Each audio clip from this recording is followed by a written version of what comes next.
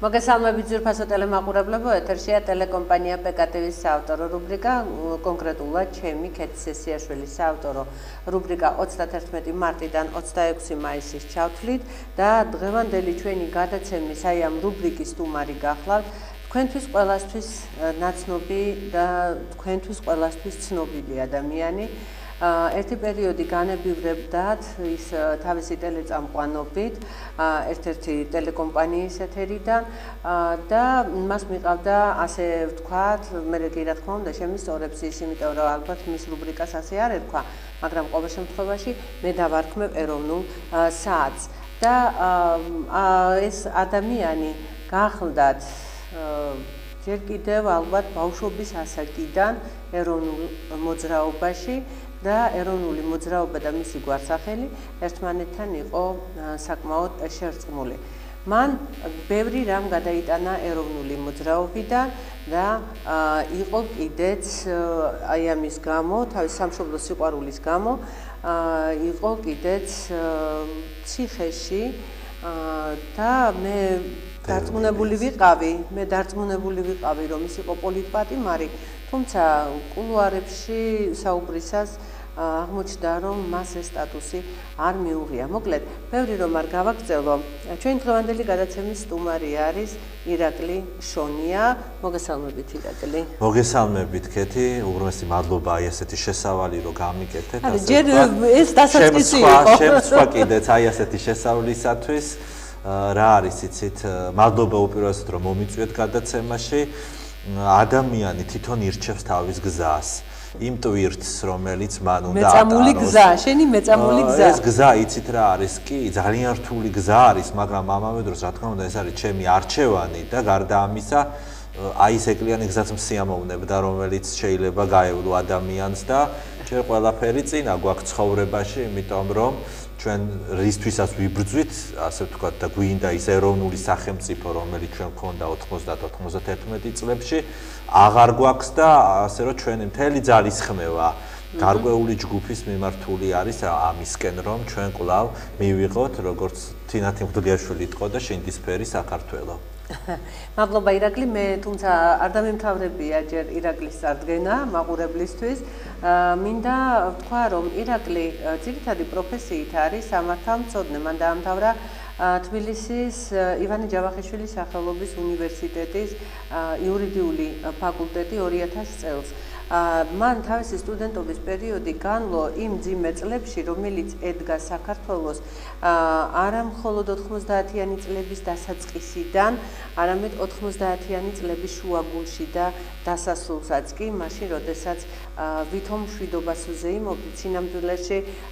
ვიცით კიდეც აი ეს გამონათქვამი ომი დასრულდა გეშინოდეს მშვიდობისო. ასე რომ ეს საკმაოდ მძიმე პერიოდი იყო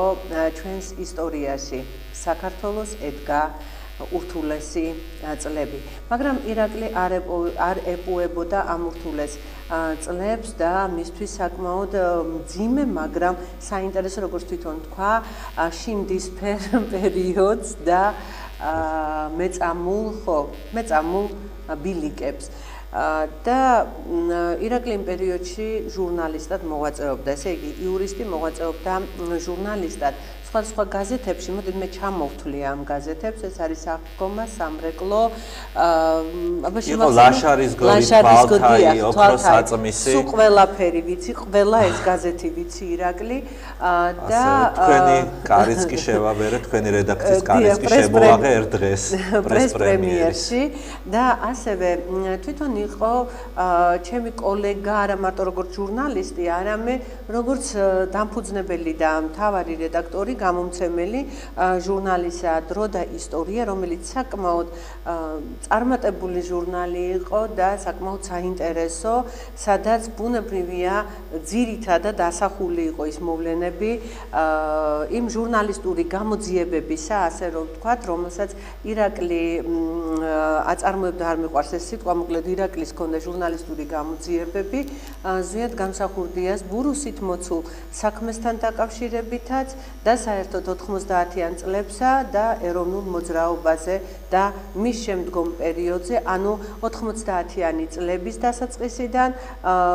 იმ პერიოდამდე, სადამდეც ეს ჟურნალი გამოდიოდა. მაგრამ სამწუხაროდ ამ ჟურნალსაც იგივე ბედი ეწია, რაც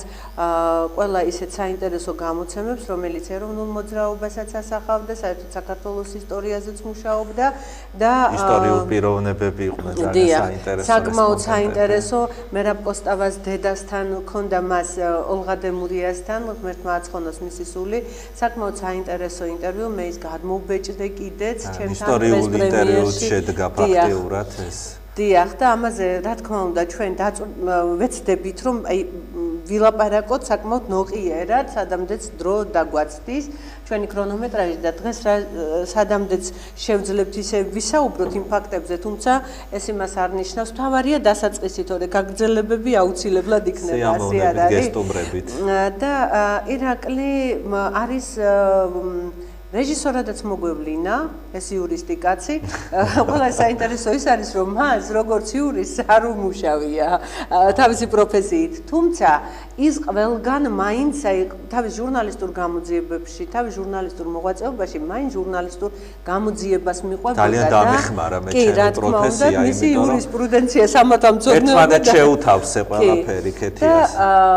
ხშირად ხართ განებივრებული ჩვენი ტელეეკრანიდან, ჩვენი ეთერიდან, PKTV-ის ეთერიდან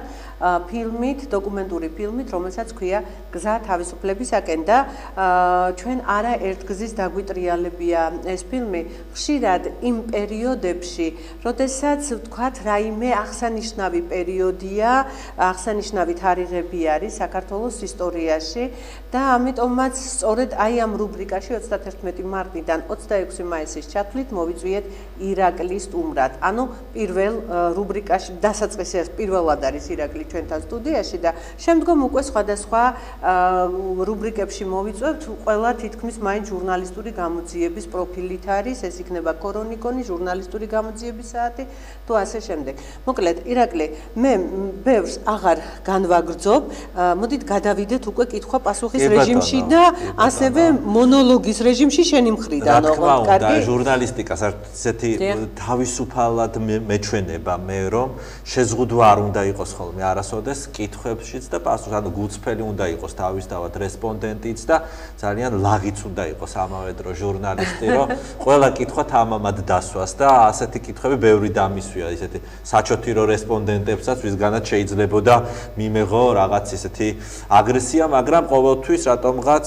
არ ვიცი, ჩემი პიროვნებიდან გამომდინარე თუ რა, ყოველთვის ვახერხებდი, რომ საინტერესო გამოსულიყო ხოლმე რუბრიკა, გინდაც როდესაც ობიექტივში მუშაობდი, როდესაც ჟურნალს გამოვცემდი, მანამდე გაზეთებიც იყო და რა თქმა უნდა ვაგრძელებ, ასე ვთქვათ, ძალიან რთულ პერიოდია ფაქტიურად დღესაც აი ამ ყველაფრის, იმიტომ რომ არის საინტერესო ამავე დროს ეს ყველაფერი, იმიტომ რომ ადამიანი უნდა ემსახუროს სიმართლეს და ეს არის ასე ვთქვათ, სიმართლეს აქვს სხვადასხვა მიმართულებები და მე ავირჩიე ჟურნალისტიკა, უკვე დიდი ხანია ერთმანეთს შეუთავსე ჩემი პროფესია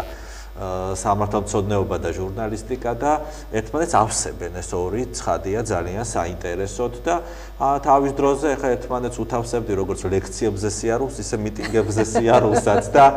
თქვენ ახლა რო შემოვდიოდი, მითხარით რომ ძალიან ხმაურიანი პიროვნება კი, აი ეს უნდა მეთქვა. ხმაურიანი მოკლედ. ირაკლი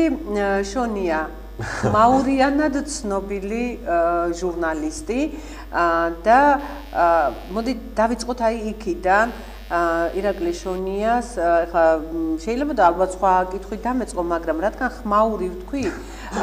ეს იდგა საქართველოში 2004 წელი, თუ არ ვცდები, დასაწყისი იყო, თუ აი რაღაც გაზაფხულის, ნაადრევი გაზაფხულის პერიოდი იყო, მე ასე მახსოვს, თუ არა და იქნებ შემისწოროს ირაკლი, მოკლედ მიტინგი იმართება ეკონომიკის სამინისტროსთან, მაშინ ეკონომიკის მინისტრი გახდათ კახა ბენდუქიძე და ვიწყებ აი აქედან მისი ხმაური წამოვიდა, ირაკლის ხმაური, მან გააპროტესტა რა თქმა უნდა უსამართლობა საქართველოში და ეხლა თქვა რაღაც უხერხულია ეს სიტყვა, მაგრამ მან შეაფურთხა მინისტრს. რის გამოც იქნა ირაკლი დაკავებული და მას მიესაჯა 1 წელი პატიმრობის მოხდა ალბათ ეს ჩვენ შეიძლება ჩავთვალოთ რომ იყო წვრილმანი ხულიგნობა მაგრამ მოდი ირაკლი ეს თქვა ერთგვარი კონტექსტია ეხა რაც ყველაზე ისეთი რთული პერიოდი იყო რა თქმა უნდა მაგრამ საერთოდ ეს დევნა არ დაწყებულა წინა ხელისუფლების მხრიდან მე აქტიურად გამოხატავდი პროტესტს შევარდნაძის უკანონო რეჟიმის დროს და ასე ვთქვათ აიმიტომ თქვი რომ ერთმანეთს შეუთავსე ჩემი კალამიც დიქტოფონიც მეგაფონიც სტუდიის მიკროფონიც ყველაფერი ერთად ანუ და ამიტომაც ასე ვთქვათ აი ესეთი ხმაურიან იმათ შევდექი ასე ვთქვათ პიროვნება და აი რაც შეეხება ის რაც ახლა თქვენ აღნიშნეთ ახლა დღეს ღიმილის იწევს ჩემში იცით ეს ყველაფერი რაც გავიარე იმიტომ რომ ფაქტიურად ღიმილიც კი და ეს რაღაც სარკაზმიც საჭიროა რომ გაუძლოს ადამიანმა რთულ პერიოდს ამავე დროს იყო ძალიან მძიმე შემთხვევა ხა წარმოიდგინეთ რომ მაშინ იყო ფაქტიურად წინა ხელისუფლების დასაწყისი ანუ ეიფორია იყო საზოგადოება ჯერ არ იყო ამდენი პროტესტანტი არ ყავდა მაშინ სააკაშვილის ხელისუფლებას რომ აი რაღაცა პირველი ნაბიჯები ფაქტიურად მაშინაც მრგვალმა მაგიდამ გადადგა მაშინ ესე იგი ეკონომიკის სამინისტროსთან მიმდინარეობდა აქცია იმის გამო რომ იყო ფაქტიურად ძალიან დამღუპველი ნაბიჯები გადადგმული საქართველოს წინააღმდეგ იყო ჩამონათვალი მთელი სასიცოცხლო ობიექტების ნუსხა რომელიც გატანილი ქონდა მაშინდელ მინისტრს გასაყიდად და იქ იყო პორტები ლიანდაგები აეროპორტი ყველაფერი ანუ საქართველოს მიწაწყალი ყველაფერი იყიდებოდა და ძალიან მძიმე იყო ესე ვთქვათ ადამიანი მშვიდად მჯდარი იყო აქედან გამომდინარე მე ვესწრებოდი მე არ ყოფილვარ ორგანიზატორი მაშინდელ მიტინგის მე ვიყავი მაგრამ დაგბრალდა ორგანიზატორობა ერთ-ერთი აქტიური მონაწილე ნამდვილად ვიყავი ამ ყველაფერს იმიტომ რომ ეს მიტინგები ერთ დღეს არ დაწყებულა ეს აქციები მთელი კვირა მიმდინარეობდა მანამდე სანამ საშინელი დარბევით დასრულდა სამინისტროსთან და ცხადია უნდა შეეკერათ მე ეს თემა ყველაფერი იმიტომ რომ როგორც ხდებოდა შევარდნაძის დროს სისტემა იგივე იყო დარჩენილი აი როგორ უნდა შეეკერათ ეს საქმეები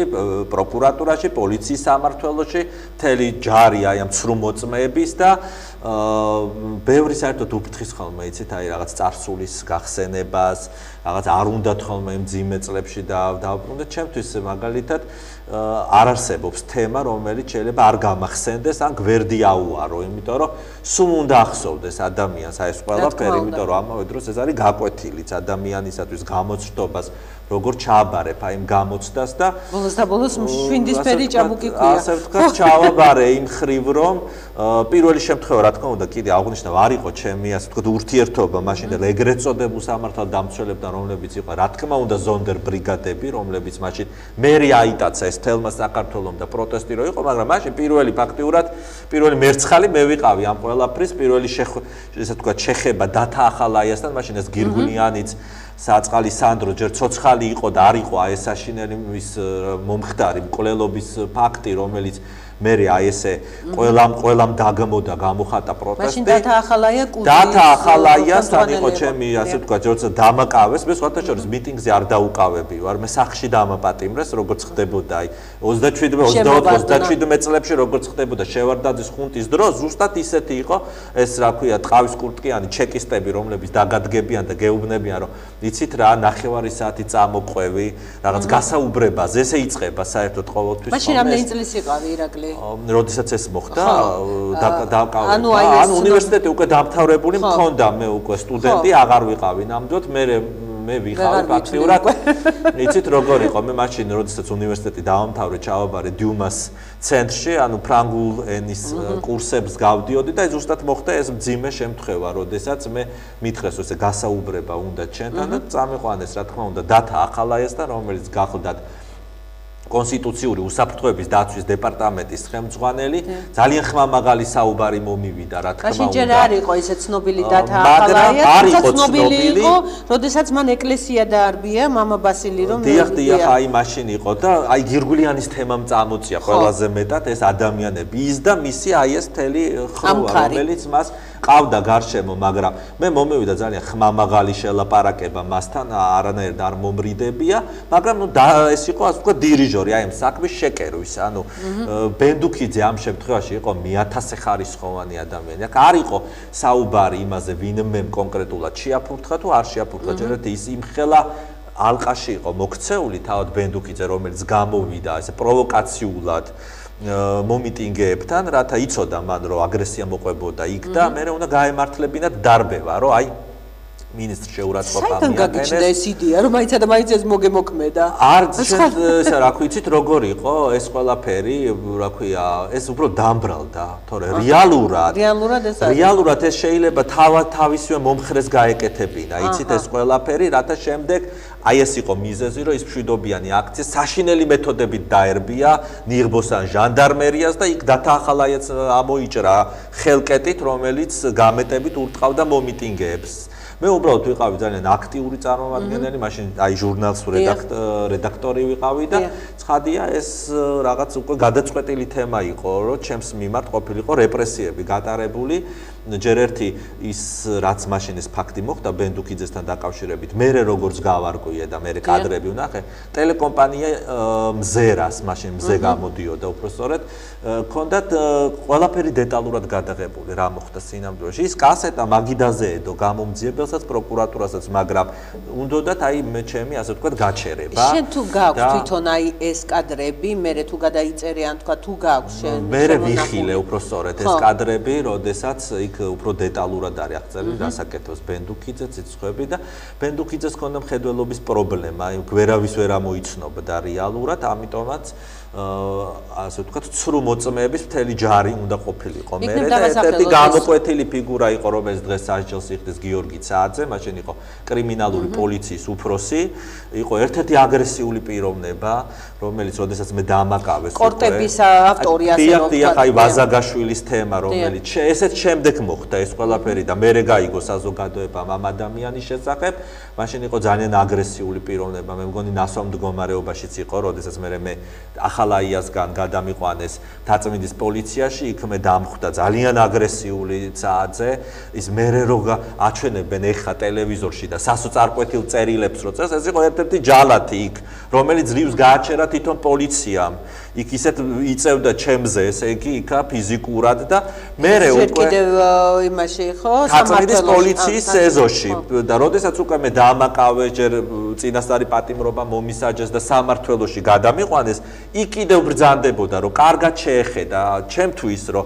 არ შეშლოდა ამათ ხო საერთოდ პოლიციელების უმეტესობა რაც გონებრივი შეზღუდულობა ახასიათებთ, ანუ ფიზიკური ძალის მონაცემებით იყვანდნენ კადრს, მაგრამ გონებრივად არაფერს არ წარმოადგენდა, ამიტომ უნდა კარგად დაემახსოვრებინა ჩემი თავი, რომ მე ეგეც მოწმედ გამოსულიყო, რა თქმა უნდა, ჩემს წინააღმდეგ სასამართლოში. იქ იყვნენ სხვები, ვინმე სამარღანაშვილი იყო ასეთი პოლიციის თანამშრომელი, რომელიც ძალიან აქტიურობდა ცრუ მოწმედ და სხვები ყველას ფოტოები გამაჩნია და საერთოდ იმ სასამართლოების ჩანაწერები გამაჩნია. უბრალოდ იცით რა არის? სად უნდა იჩივლოს ადამიანმა, მე არც სტრასბურგის გზები ამიტალახებია და არც ასე ვთქვათ დამიწყია იგივე რაც თქვენ მითხართ პოლიტპატიმრის სტატუსი, ვისთვის მიმებარდა ეხლა. კი, მაგრამ აი თვითონ ვთქვათ ეროვნულმა მოძრაობამ ხო იცოდა რა, რაც მოხდა და ეროვნული მოძრაობა იცით რა არის, ამ შემთხვევაში არ აქტიურობდა, იმიტომ რომ იქ იყვნენ სხვა ადამიანები, ვინც ამას წყვეტავდნენ მერე, რომ კომისია რო შექმნეს, იქ იყო ეს უნდა გაეკეთებინა და ინფორმირებულები ძალიან კარგად იყვნენ, იგივე ნანა კაკაბაძე, იგივე ეკა ბესელია, მათ უნდა გაეკეთებინათ, მათ უნდა თლიანად ეს სააკაშვილის პერიოდი გაეჩხრიკათ, ასე ვთქვათ და გადაეხედათ აი ამ ყველაფრისათვის, რომ ვინ იყვნენ იქ, მარტო იგორ გიორგაძის პარტიის წევრები იყვნენ, ეგრეთ წოდებული პოლიტპატიმრები თუ იქ სხვებიც იყვნენ იქ ძალიან ბევრი არის ამოვარდნილი, ანუ აი ეს ყველაფერი მათ ძალიან არ ვიცი, ნაჩქარევად გააკეთეს, რაიმე პოლიტიკური ნიშნით გააკეთეს, მათ როგორც უნდათ თუ რა არის, არ ვიცი, არ მიკითხი აქეთი მოკლედ ასე ვთქვათ, იმიტომ რომ მე გავაგრძელე ბრძოლა. იმდენი ის მქონდა, ასე ვთქვათ, გასავლი, ანუ როდესაც მე გამათავისუფლეს თავდებით გამათავისუფლეს უკვე 9 წლის მერე, ანუ მე ისედაც მეკუთვნოდა კანონით გათავისუფლება 9 მოხდილი მქონდა სასჯელი, მაგრამ ვინაიდან მაინც მიწევდა, ამიტომაც იმათ დაასწრეს, ასე ვთქვათ, ჰუმანურმა ბრჭყალებში სასამართლომ, სააპელაციო სასამართლომ და გამათავისუფლა, მაგრამ ვიყავი თავდებით, ანუ ქალაქიდან არ უნდა გავსულიყავი და ასე ვთქვათ, შინაპატიმრობაში უნდა ყოფილიყავი, მაგრამ მე გავაგრძელე მიტინგებზე სიარული აქტიურად, ყოველგვარი და ანუ პრობაციის ბიუროში მიწევდა მე ხელის მოწერა, რომ თბილისში ვარ და რამდენჯერმე რომ დავაგვიანე და მკითხეს რომ შეგაგვიანდა, უთხარი რომ მიტინგი გვიან დასრულდა. ანუ მე მიტინგებზე ისევ დავდიოდი და სად მეცალა, იცით, აი ამ ყველაფრისათვის რომ მე აღარ მომიკითხი არავისთვის, რომ აიცით რა, აი მე პოლიტპატიმარი ვარ და რაღაც აი ესეთი იმით არ დამიწყია მოკლედ არაფერი ეს. მალევე მოხდა ის რომ შენ ხელახლა იქ მოხდა დარბევა და ისევ მოხდა შენი არა ვთქვათ პატიმრობა გარკვეული პერიოდით, მაგრამ მაინც რამდენიმე დღით დაკავება, როდესაც პარლამენტთან მოხდა დარბევა. აი ამაზე მომიყვანებითი პერიოდი არის, ეს უკვე არის ვთქვათ სააკაშვილის ხელისუფლების ასე ვთქვათ დასასრულის დასაწყისი რო იყო და უკვე ქუჩაში იყო ხალხი გამოსული. მაშინ ცოტნე გამსახურდია იყო დაპატიმრებული და ამასთან დაკავშირებით იყო ხმაურიანი აქციები და მე და ქალბატონმა მანანამ მჯდომარი აქცია გავუმართეთ რუსთაველის გამზირზე, სადაც რა თქმა უნდა ძალიან მალევე მოცვიდნენ ეს ზონდერ ბრიგადები და ორ ქალბატონთან ერთად ერთ-ერთი გახდათ ინგა სიხარულიძე და მეორე ნათია მაისურაძე, ახალგაზრდა გოგონა დაგვაპატიმრეს და ფაქტურად გაგვიტაცეს, ასე გამოვიდა, იმიტომ რომ არ გამიგვიყვანეს პოლიცია. თელი აი ამ დაკავების პერიოდში ვიყავით მანქანაში და სხვადასხვა მანქანებში გადაგხვსხეს, რომ ანუ ჟურნალისტი არ ადებნებოდა, ამათ არ გადაეღოთ. თუმცა ეს კადრები არის ჩვენი დაკავების გადაღებული ტელეკომპანია მაესტროს მიერ და აი ესე მანქანიდან მანქანაში გადავყავდით და ბოლოს აღმოჩნდით ძალიან გვიან დუშეთის პოლიციაში, დუშეთში ჩაგვიყვანეს, ანუ იმიტომ რომ თბილისის პოლიციაში ვინმეს არ ეკითხა ჩვენი თავი, ანუ გადაცემა იყო ეს ფაქტიურად. დუშეთის პოლიციის უფროსი აღმოჩნდა, ასე ვთქვათ, უფრო გაწონასწორებული და კანონის მორჩილი პიროვნება და თქვა, რომ აქ ჩვენ ყავს კრიმინალები და ჩვენ ასეთ ადამიანებს არ დავიტოვებთ პოლიციის შენობაში. ამიტომ მიგვიყვანეს მცხეთაში ახლა. მცხეთასთან დახვდა რაღაც ეგზალტირებული მასა, მიშა მაგარიას ყვირილით და ასე ვთქვათ, ლამის შემოგვახიას ტანსაცმელი იქა და ლამის ჩაქგოლეს, როგორც ესე იგი იქაური აქტივი იყო, არ ვიცი ვინ და შემდეგ უკვე მეორე დღეს ჩუმად ჩაატარეს სასამართლო, სადაც ადმინისტრაციული პატიმრობა მოგვისაჯეს ქალბატონებს 5 დღე, მე 10 დღე სამმართველოში, თუმცა ეს 10 დღე კი ჟღერს, ესე ვთქვათ, რაღაც იოლად რომ წარმოვიდგინოთ რაღაც, მაგრამ ის 10 დღე კიდევ უფრო რთული იყო, ვიდრე წინა ვთქვათ პატიმრობა, იმ ხრივ რომ ეს იყო პირობები, იყო უმძიმესი, ეს იყო 4 კედელი ცემენტიანი, სადაც არ იყო არც პოლიციის სამმართველოში დიღომში, ეს იყო მიწისქვეშა საკანი, სადაც არ იყო არც ვთქვათ საწოლი პატიმარს ხომ უნდა გააჩნდეს ეს ვთქვათ პირობები რაღაც ლეიბი არაფერი არ იყო ეს იყო 4 კედელი და ცემენტის იატაკი 10 დღე უნდა ყოფილიყავი აი ესეთ მდგომარეობაში და წვიმა თუ მოდიოდა წვიმა შემოდიოდა პირდაპირ აი ამ ცხაურიან სარკმელში მუხლებამდე წყალი იდგა საკანში ანუ იმ 10 დღის განმავლობაში ანუ შენ ვერც იცექ ფეხზე ვიდექი ძირითადად ფეხზე ვიდექი ან კედელს ვეყუდებოდი ეს იყო არა არ ყოფილა არა ფიზიკური ძალადობას არ ქონია ადგილი ფიზიკური ძალადობა იყო როცა დაგვაპატიმრეს ჩვენ და ამის ხელფეხი დაგვამტვრიეს ისე შეგვტენეს ამ მანქანაში და მე მახსოვს რომ იმ პატრულის თანამშრომელმა საათიც კი მომხსნა მაჯიდან და ჯიბეში ჩაიდო აი ესეთი სამართალდამცავი ორგანოს წარმომადგენლები ყავდა სააკაშოს რომელთა ძალიან ამაყობდა რომ პატრული ყავდა მას და აი ესეთი რამე იკადრეს მათ და ასევე მობილური ტელეფონიც გამომგლიჯეს მე ჯიბიდან ამომიღეს და მეუბნებოდა ერთ-ერთი რომელიც ჯანაშვილი იყო გვარად რომ ამ ტელეფონს დაალომბარდებდა და თავის ოჯახს მოახმარდა ფინანსებს აი ესეთი ადამიანები იყვნენ მაგრამ რა თქმა უნდა ეს გავიარე ეს პერიოდი ფარხმალი ნამდვილად არ დამიყრია და მე გავაგრძელე ჩემი ჟურნალისტური მოღვაწეობა მე უფრო ფართოდ გაიღო კარები ჯორჯიან ტაიმსმა ისში დაიბეჭდა ჩემი წერილები იყო გაუხმაურებელი ფაქტები, ესეთი გაზეთი. დიახ, ვიცი. მეც ვარ ნამუშევარი გაუხმაურებელი. იყო დალი ბჟალავა, იყო ჟურნალისტი ნინო ჯაფარიძე, რომელიც ჩემგან ინტერვიუებს იღებდნენ და ну დღეს თანამშრომლობ, ასე ვთქვათ, მე იყო. მოვიკითხავ, მათ ჩემი მეგობრები არიან. ასევე მოვიკითხავ, ობიექტივი იყო, მე ობიექტივში იყო ჯერ ტელევიზიაც რომ არ იყო და იყო ვთქვათ რადიო სიგნალი, მაშინ იყო ასე ვთქვათ ჩვენ რომ გამოვედით, აი მე და ნათია მაისურაძე რომ გამოვედით პატიმრობიდან, აი 10 დღიანი პატიმრობიდან მიგვიწვია სტუმრად ჯერ. და აღმოჩნდა რომ იმდენი მსმენელი იყო და ისეთი რეაქცია მოყვა რომ საზოგადოებაში რომ კი იყო უკვე პროტესტანტების მეტი რა იყვნენ უკვე ბოლო პერიოდი იყო, მაგრამ მრგვალი მაგიდის ახალგაზრდები ძალიან ისე ჟღერდა საზოგადოებისათვის, იყო ძალიან იმედიანი. მე მახსოვს რომ დამთავრდა გადაცემა, უამრავი ადამიანის აპლოდისმენტები დავიმსახურეთ მე გარეთ ქუჩაში, მიუხედავად რომ ჯერ იყო რადიო და არ ვჩადით ვიზუალურად, ტელევიზია არ იყო. მე გაიზარდა ობიექტივით, სადაც შემდეგ მქონდა ძალიან მძიმე თემები, ეს იყო რომელსაც დღესაც არ კიდებენ ჟურნალისტების უმეტესობა ხელს, ეს იყო მიტინგების დახვრეტები, პოლიტპატიმრების საკითხი, პრეზიდენტის მკვლელობა და უამრავი აი ეს 90-იანი წლებისში მომხდარი ასევე წარმატებით თუ სურვილი გეკნება ჩვენიდან წაიყვანე იგივე თემები თუ სურვილი გეკნება. ამაზე მე ვისაუბროთ, კარგი, მაგრამ მე აუცილებლად შემოგთავაზებდი ამას. ირაკლი, მეწამულ ბილიკებს გავუყვეთ. ახლა ცოტა სხვანაირად მინდოდა, ახლა ისეთ რუბრიკაში მოგიწვია 31 მარტიდან 26 მაისის ჩათვლით მეთქი, მაგრამ პრინციპში ეს შენი მეწამული ბილიკები არის ზუსტად 9 აპრილი და 26 მაისი, ეს არის ესეთი თარიღები, სადაც დაიბადა ახალი ეროვნული საქართველო და დაუვიწყარი თარიღები არის. აი მაგაზე ცოტა მე განვაგრძოთ საუბარი, იმიტომ რომ ახლა შენს მეწამულ ბილიკებს მინდა გავყვეთ და მოდი გავიხსენოთ მერაბ კოსტავას ეზოს ერთ-ერთი მიტინგის მომენტი, ერთ-ერთი დღე, შენ და მიტინგი ისე ხარ შესაძლებელი ერთმანეთს, რომ სულ მიტინგებზე უნდა ვისაუბროთ ალბათ, მაგრამ მოდი ის ფაქტი, როდესაც შენ საკუთარი თვალით არ ვიცი, ახლა საკუთარი თვალით იხილე, ნუ გზარ ლეჟავას მკვლელობის ამბავი და ამასთან დაკავშირებით კიდევ შენთან შექმნილი პრობლემები. სულ მძიმე თემებით გვიწევს ახლა გახსენება, ესე ძალიან მძიმე თემა არის, რა თქმა უნდა, უმძიმესი დღე იყო. და თან დავასახელოთ, მაყურებელს შევახსენოთ, ეს ძირითადად კეთდება მომავალი თაობისთვის. ეს იცით რა იყო საზოგადოება რო იცოდეთ. ნუ გზარ ლეჟავა და ასე შემდეგ. ეს იყო, მე ნუ გზარ ლეჟავას მანამდე არ შევხედრი ვარ, იყო რა თქმა უნდა ენერგეტიკის მინისტრის მოადგილე იყო ზუიად გამსახურდიას ხელისუფლების მერე როგორც გავიგე, მაგრამ მე მანამდე არასოდეს არ მენახა ეს ადამიანი. იმ დღეს ეს იყო 98 წლის 17 დეკემბერი, ბარბარობა, როდესაც მთავრობის სასახლესთან დაინიშნა მიტინგი მრგვალი მაგიდის და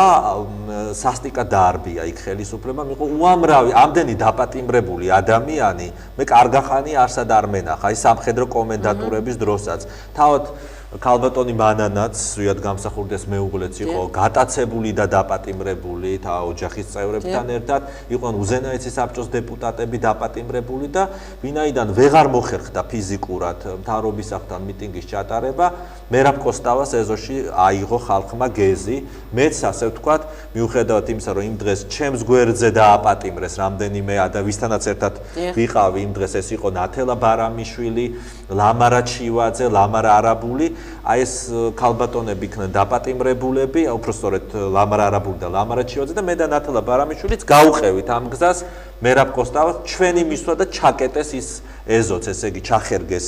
იკარუსებით და დაიწყეს როგორც კი დაღამდა, ახლა დეკემბერში მოგეხსენებათ, მალე ღამდება, დაიწყეს სპეცოპერაცია, აი სრული მზადყოფნით შემოიჭრნენ, საბრძოლო მზადყოფნით შემოიჭრა სპეცრაზმი, ეს გულუა სახელობის ავაცახსენებ მერაბ კოსტავას ეზოში, სადაც იყო შიმშილობის აქცია, უკვე მოშიმშილები იყვნენ იქ, რომლებიც შიმშილობდნენ იმისთვის, რომ გაეთავისუფლებინათ დაკავებულები, მე არ ყოფილვარ მოშიმშილების რიცხვში, მაგრამ პრინციპში იქ ვიყავი იმ ეზოში და ჩემ წინ იჯდა ნუგზარ ლეჟავა, აი ესე დამამახსოვრდა ჯერ ცოცხალი ნუგზარ ლეჟავა, იქა ესეთი მოგეხსენება თქვენს ნამყოფი ხართ იქა პარაპეტი არის ესეთი ოთხკუთხედი, სადაც ტრიბუნა სამიტინგო, სადაც იყვნენ ადიალებში, თბილ პლედებში შეხვეული მოშიმშილეები და ჩვენ ფეხზე ვიდექით. იმ ეზოდან ძალიან რთულია გააღწიო ერთი შესასვლელი აქვს. ანუ მათ უნდა ჩვენი მომწყდება იქა და ასე ვთქვათ ფიზიკური განადგურებაც. ეხლა რამდენი კაცი შემოაკვდებოდათ, არავინ არ იცოდა და აი მაშინ იყო რომ ნუგზარ ლეჟავას ერთ-ერთმა ნიღბოსანმა რომელსაც იარაღიც ეკავა ხელში, რაღაც მძიმე ხა ღამე იყო, იცით და ზუსტად ვერ გეტყვით ეს მეტალო ხელკეტი იყო თუ ალმატურის ნაჭერი იყო, ანუ რაღაცა მსგავსი იყო, იმიტომ რომ რეზინის ხელკეტი არ ყოფილა ეს შემოაკვდა ფაქტიურად ნუგზარ ლეჟავა იქა. აი ეს ჩაარტყა თავში და მე როგორც ჩანს ახლა მე გარდაცვალების მომენტი ძალიან ძნელია დააფიქსირო, როცა შენი თავი გაქვს თან საშველი იქა რომ რას გიზავენ იქა და იქ იყო იცით როგორც ღამის ფეერვერკები რო არის, აი ესე ელექტროშოკებისა და იმის ის იყო აი ეს განათება რომელიც აი ეს გამოსცემს ეს რაღაც საშინელი ხელსაწყო რომელიც აკრძალულია საერთაშორისო აი ამ ადამიანის უფლებათა დაცვის დეკლარაციებით აი ამას იყენებდნენ მაშინ შევარდნაძის რეჟიმი ამას იყენებდა მიტინგების დასარბევად და მე მახსოვს როგორ გონებას კარგავდა ხალხი აი ამ ელექტროშოკების მიდებისას ორჯერ დამარტყეს აი ეს ელექტროშოკი და მოახერხე მაინც ვაჟა ადამიანს ეზოზე ასე ვთქვათ გადაძრომა იქაც იყო უამრავი მომიტინგე შესული და ეს ნუგზარ ლეჟავას უკვე ცხედარი აღმოჩნდა უკვე დილას მერაბის ეზოში მათ მე მგონი არც იცოდნენ სამართალდამცავებმა თორე შეიძლება საერთოდ გაეკროთ ცხედარი როგორც ხდებოდა ხოლმე იმ შაუბნელ წლებში და არა და ბრალდებოდა თვითმკვლელობა ხო რომ გადმოხდა საიდან მე უნდა საქმის შეკერვა რომ იმ ეზოში არის გოგებაშვილის სახელობის ბიბლიოთეკა რომ თითქოს იმის სახურავიდან გადმოვარდა ესეთი ისინი მეც ქონია თქვენ გახსოვთ მე 26 მაისშიც როგორ უნდა თავის გამოძრომა პოლიციას აი ზუსტად ის ამბავი იყო და მე მაშინ ხმამაღლა მიუხედავად იმისა რომ ფიზიკურად ძალიან ვიყავი დაშავებული მეორე დღეს ბრიფინგზე გამოვედი სახლიდან წამიყვანეს მანქანით ჩვენება და დამამად უკან არ დამიხევია თქვი რომ პოლიციას შემოაკვდა უდანაშაულო მოშიშილე და მომიტინგე მე მომაკითხეს სახში რა თქმა უნდა დამაპატიმრეს საკუთარ სახში და წამიყვანეს პოლიციის სამმართველოში დაკითხვაზე შემდეგ უკვე უნივერსიტეტში მომაკითხეს რამდენჯერმე ამიტომ ამბობდი რომ მე რთული პერიოდს უთავსებდი ამავე დროს სწავლას უნივერსიტეტში და მე როგორც ჩანს ახლა როგორც ხდებოდა ხოლმე ხა ვის დაждიდნენ ესენი საქმე ჩაფარცხეს თაროზე შემოდეს ეკი არა აგერ საქართველოს პრეზიდენტის საქმე არის თაროზე შემოდებული და თორე ჩემი ჩვენება დღესაც რომ ეს საქმე განახლდეს იქ არის ჩვენება და მე უკან არ დამიხევია რომ ის რა ქვია ნუგზარ ლეჟავა იმსხვერპლა მაშინდელმა პოლიციამ თუმცა აი მაშინდელი პოლიტიკოსებიც რომლებიც იყვნენ ესე ვთქვათ მაშინ უკვე სააკაშვილის ოპოზიციონერობდა ზურაბ ჟვანიაც ელენე თევდორაძე რომელიც ადამიანის უფლებებს იცავდა ძალიან ლიბერალური პროტესტი გამოხატეს ამ ყველაფერზე ანუ ისეთი შეგრძნება მქონდა რომ აი ამ ყველა ადამიანს მაინც ბოლომდე უნდათ რომ მოესპოთ ეროვნული მოძრაობა გვარი მაგალითის ფლაგმანი რაღაც და აღმოცენებულიყო მე სულ სხვა ძალა რომელიც დღეს მივიღეთ ფაქტობრივად იქით ნაცები თუ აქეთ კოცები როგორც ეძახიან და შუალედური სუფთა ძალა და ეროვნული მოძრაობა არ გაეხარებინათ ირაკლი შენს ბილიკებს მიუყვებით ისე შენ საკმაოდ ენაწყლიანი მოსაუბრეც ხარ და ბევრი ფაქტის მნახველიც და არაუბრალოდ მომსწრე არამედ აი მონაწილე რა თქმა უნდა თვითმხილ ყველაფერი მოკლედ აი რაღაცა შენს გარშემო შეიძლება ითქვას ერთი დოლაბის ქვა არ დატრიალებულა წისქვილის ქვა არ დატრიალებულა თორე დანარჩენი ყველაფერი გადაიტანე მოდი შენ ავტორი ხარ ფილმისა გზა თავისუფლებისაკენ ეცე შეუძლებელია ადამიანმა სულ ახალგაზრდამ სულ პატარამ ახლა ხარ ახალგაზრდა თორე სულ პატარამ გამოიარეს საკმაოდ ეკლიანი გზა მიუხედავად იმისა რომ მძიმე მდგომარეობებში იყავი შენ მაინც გრძნობდი იმას რომ თან უნდა პარალელურად გესწავლა თან ეს ისტორიული საქმეები უნდა გეკეთებინა თან აუცილებლად უნდა დამდგარიყავი იმ ადგილას იმ ტრიბუნაზე სადაც შენ ამხელდი თავისუფლებისკენ მოუწოდებდი ხალხს და შენთვის დამოუკიდებლობა და თავისუფლება შესისხორცებული იყო შენს პიროვნებაში შენს სხეულსა და გონში მოდი მოდი დავიწყოთ იცი რომელი გახსენებიდან აი 9 აპრილი და 31 მარტი ახსენე წეგან მე შეგაჩერე იმიტომ რომ ისევ ეს მეწამული ბილიკები მინდოდა მეთქვა შენთან დაკავშირებით და მოდი 31 მარტსა და 9 აპრილზე დავიწყოთ საუბარი და კავშირი შენი კავშირი აი ამ თარიღებთან დაკავშირებით რა თარიღები იყო შენთვის ეს სრულიად საქართველოსთვის იმ პატარა ბიჭისთვის ახლა შენ ჩემზე ბევრად პატარა დღევანდელი და მე აქვე მინდა რომ დავბრუნდებით ახლა სულ მალე უნდა გავიდეთ სარეკლამო ჭრაზე ისე გაიარა დრო რომ ვერც გავიგე მაგრამ მე აუცილებლად მინდა რომ შენ ის მითხრა რატომ ეზიზღებოდათ ეროვნული მოძრაობის წარმომადგენლები და საერთოდ ეროვნული მოძრაობა აი ზიზღი რატომ იყო აი ამ გეტყვით ახლა თავად მოდი ჯერ აი 9 აპრილს დავიწყოთ მე გავიდეთ რეკლამაზე და მე უკვე დღევანდელი საქართველო სულდგმულობს 31 მარტის რეფერენდუმით 9 აპრილს გამოც ამ რეფერენდუმის საფუძველზე 9 აპრილს გამოცხადებული დამოუკიდებლობის აღდგენით და იმ აღდგენის აქტით დეკლარაციით რომელიც ასლსაც ეხლაც ვინახავ დიდი ასე ვთქვათ უფრთხილდები აი ამ დოკუმენტს და შემდეგ 26 მაისი რომელიც ესე ვთქვათ გარდა იმისა რომ 18 წლის 26 მაისი გვაქვს ჩვენ ისტორიული უდიდესი თარიღი როცა დამოუკიდებლობა გამოცხადდა და შემდეგ უკვე იყო სამწუხაროდ ანექსია საბჭოთა ბოლშევიკების მიერ არის უდიდესი თარიღი, იმიტომ რომ დაიბადა ეროვნული გმირი მერაბ კოსტავა და აი სწორედ ინტერვიუ ახსენეთ თქვენ ოლღა დემურიასთან ის ხშირად იხსენებდა ხოლმე მერაბ კოსტავას დედასთან და დავაკონკრეტოთ არ დაგავიწყდეთ რომ მომავალი თაობისთვის ოლღა დემურია კოსტავას სულ ამბობდა რომ მერაბ ძალიან ეამაყებოდა რომ 26 მაისი იყო დაბადებული ეს იყო ყველაზე დიდი საჩუქარი მისთვის ისე და საოცარი არა 31 მარტს ზვიადი 26 მაისს მერაბი და ორივე განუყრელი და ასევე ეს იყო 91 წლის 26 მაისი, როდესაც პირველად საქართველოში ჩატარდა საპრეზიდენტო არჩევნები, მანამდე ხას უსვავ მე რომ არ ყოფილა პრეზიდენტი საქართველოს არ ყოლია, სრულიად საქართველოს 87%-მა აირჩია ერთხმა ზვიად კონსტანტინესზე გამსახურდია, მაშინ ტერიტორიული მთლიანობაც არ იყო დარღვეული, მართალია უკვე იყო რაღაც კრემლის მიერ, ასე ვთქვათ, ინსპირირებული სამაჩაბლოს პრობლემები, მაგრამ სამაჩაბლოს მოსახლეობამაც და სრულიად აფხაზეთის მოსახლეობამაც, მათ შორის არაქართველებმაც, თქვენ მოგეხსენებათ, თავად სოხუმში და გაგრაში რამდენი ბერძენი და სომეხი ადამიანი ცხოვრობს და მათ შორის აფხაზებმაც, ძირძველ აფხაზებზე მაქვს ლაპარაკი, ხმა მისცეს ერთხმა ზვიად გამსახურდია, ეს იყო უდიდესი მოვლენა და მაგრამ ხას უსვავ რომ არ იქნებოდა ეს ყველაფერი რომ არა 31 მარტს დაბადებული ზვიად გამსახურდია და ეროვნული მოძრაობაც თავისთავად ერთ-ერთი ფლაგმანი 26 მაისს დაბადებული მერაბ კოსტავა. თუმცა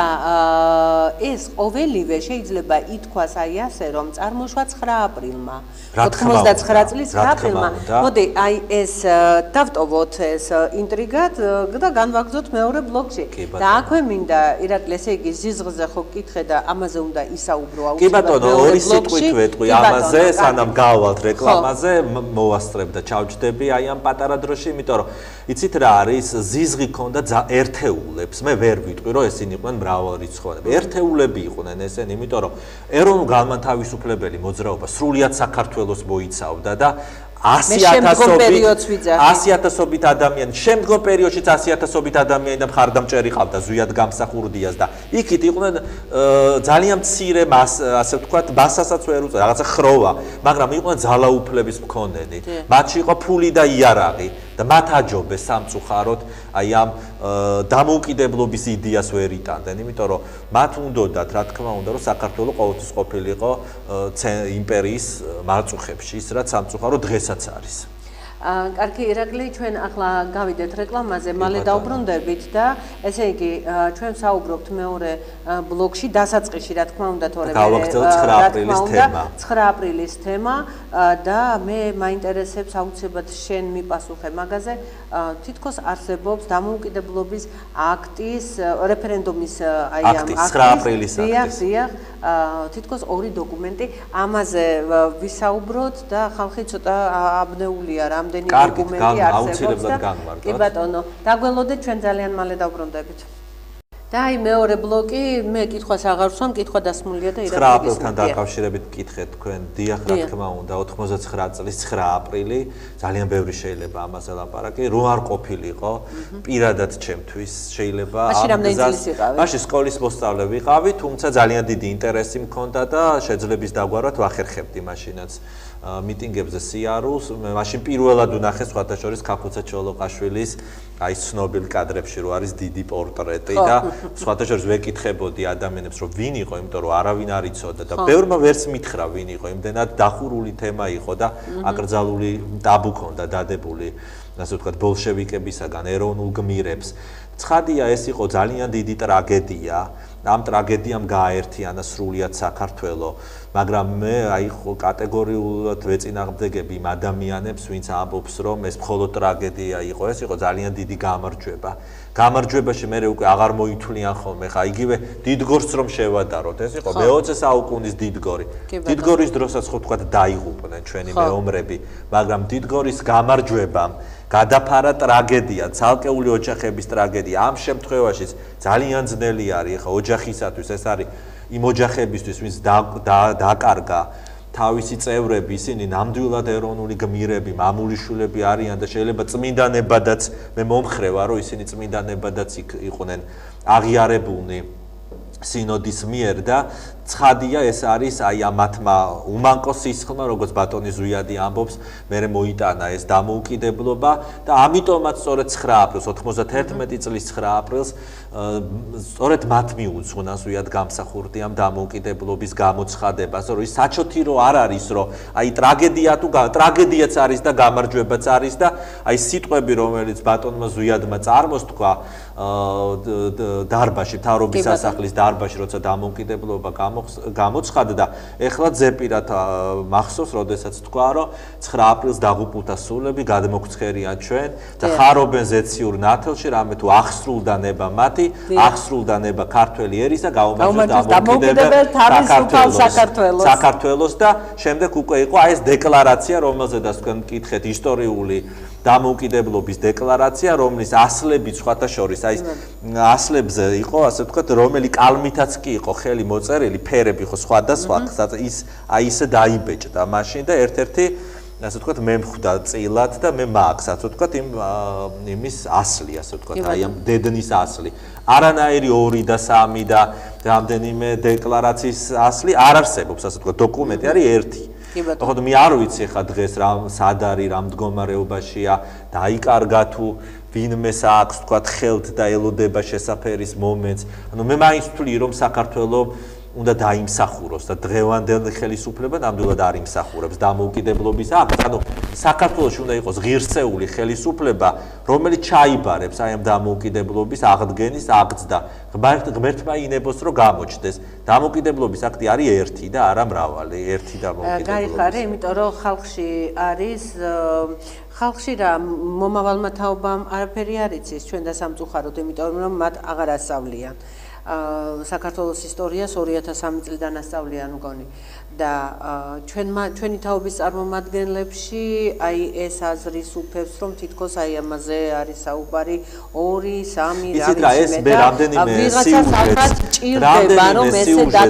ეს რა თქმა უნდა სჭირდებათ ეს რაღაცა ის რომ დაბნევისის გამოიწვიოს საზოგადოებაში და მე საშინლად არ მომეწონა ამაზე რა ქვია კომენტარის გაკეთებას თხოვეს ხან ჰამლეტ ჭიპაჩუს მასე სამდივნოს უფროსი იყო უზენაესი საბჭოსი აკაკი ასათიანს და მე არ მომეწონა ცხადია მათი პოზიცია ისედაც გასაგებია პოლიტიკურადაც რომ თავიდანვე იყო მათი პოზიცია სუსმა მხარეს აღმოჩნდნენ ეს ადამიანები და მტრის ბანაკში გადაბარგებულები თუ თავიდანვე იყვნენ იქიდან აქეთ შემოგზავნილები ღმერთმა უწყის და ესეთი ადამიანები და მათ შორის გაუცნობიერებელი ჟურნალისტებიც არიან რომლებიც აი ესე საჩოთიროდ ხდიან ამ საკითხს რომ აი 2-ია თუ 3-ია და რაღაც ესე რომ დაბნეულობა გამოიწვიოს ისე როგორც იგივე თომა ჩაგელიშვილის ფილმებიც რომლებიც აცხადებს სადაც არის რომ თითქოს ერთმხარესაც კრიმინალები ებრძოდნენ ზვიად გამსახურდიას ხელისუფლების გვერდით და აქეთაც თქვა შევარდაძის გვერდზე მხედრიონი და ასე შემდეგ ესე არ არის მაგრამ ეს შეგნებულად არის გაკეთებული რომ მე ისმის კითხვა გინდათ იმ წლებში დაბრუნება აი ეს უნდათ ეს ყველაფერი მაგრამ საქართველოს ჩემი აზრით წავა იმ გზით, დროის ამბავია, რა გზითაც იარა ზვიად გამსახურდიამ და მერაბ კოსტავ. ანუ საქართველოს იულის დამოუკიდებლობის ბილიკებზე. ძალიან მიხარია აი ესე დაბეჯითებით რომ ამბობ და დარწმუნებით ირაკლი, იმიტომ რომ შენ გაქვს იმის თქმის უფლება, აი მე რომ უпростоრედ შენ გაქვს იმის უფლება, რომ მიპასუხო კითხვებზე, იმიტომ რომ არა უბრალოდ მონაწილეობ და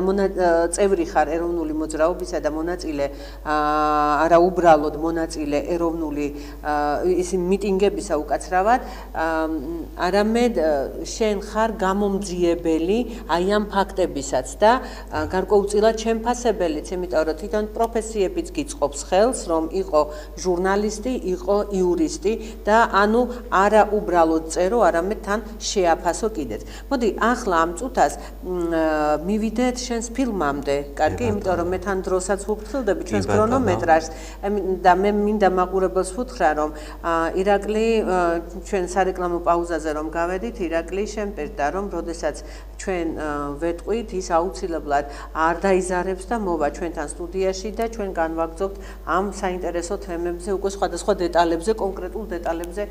საუბარს, რომელსაც 90-იანი წლებიდან დღემდე ქვია და გავიხსენებთ ბევრ რამეს თან სამართლებრივ შეფასებასაც მიცემს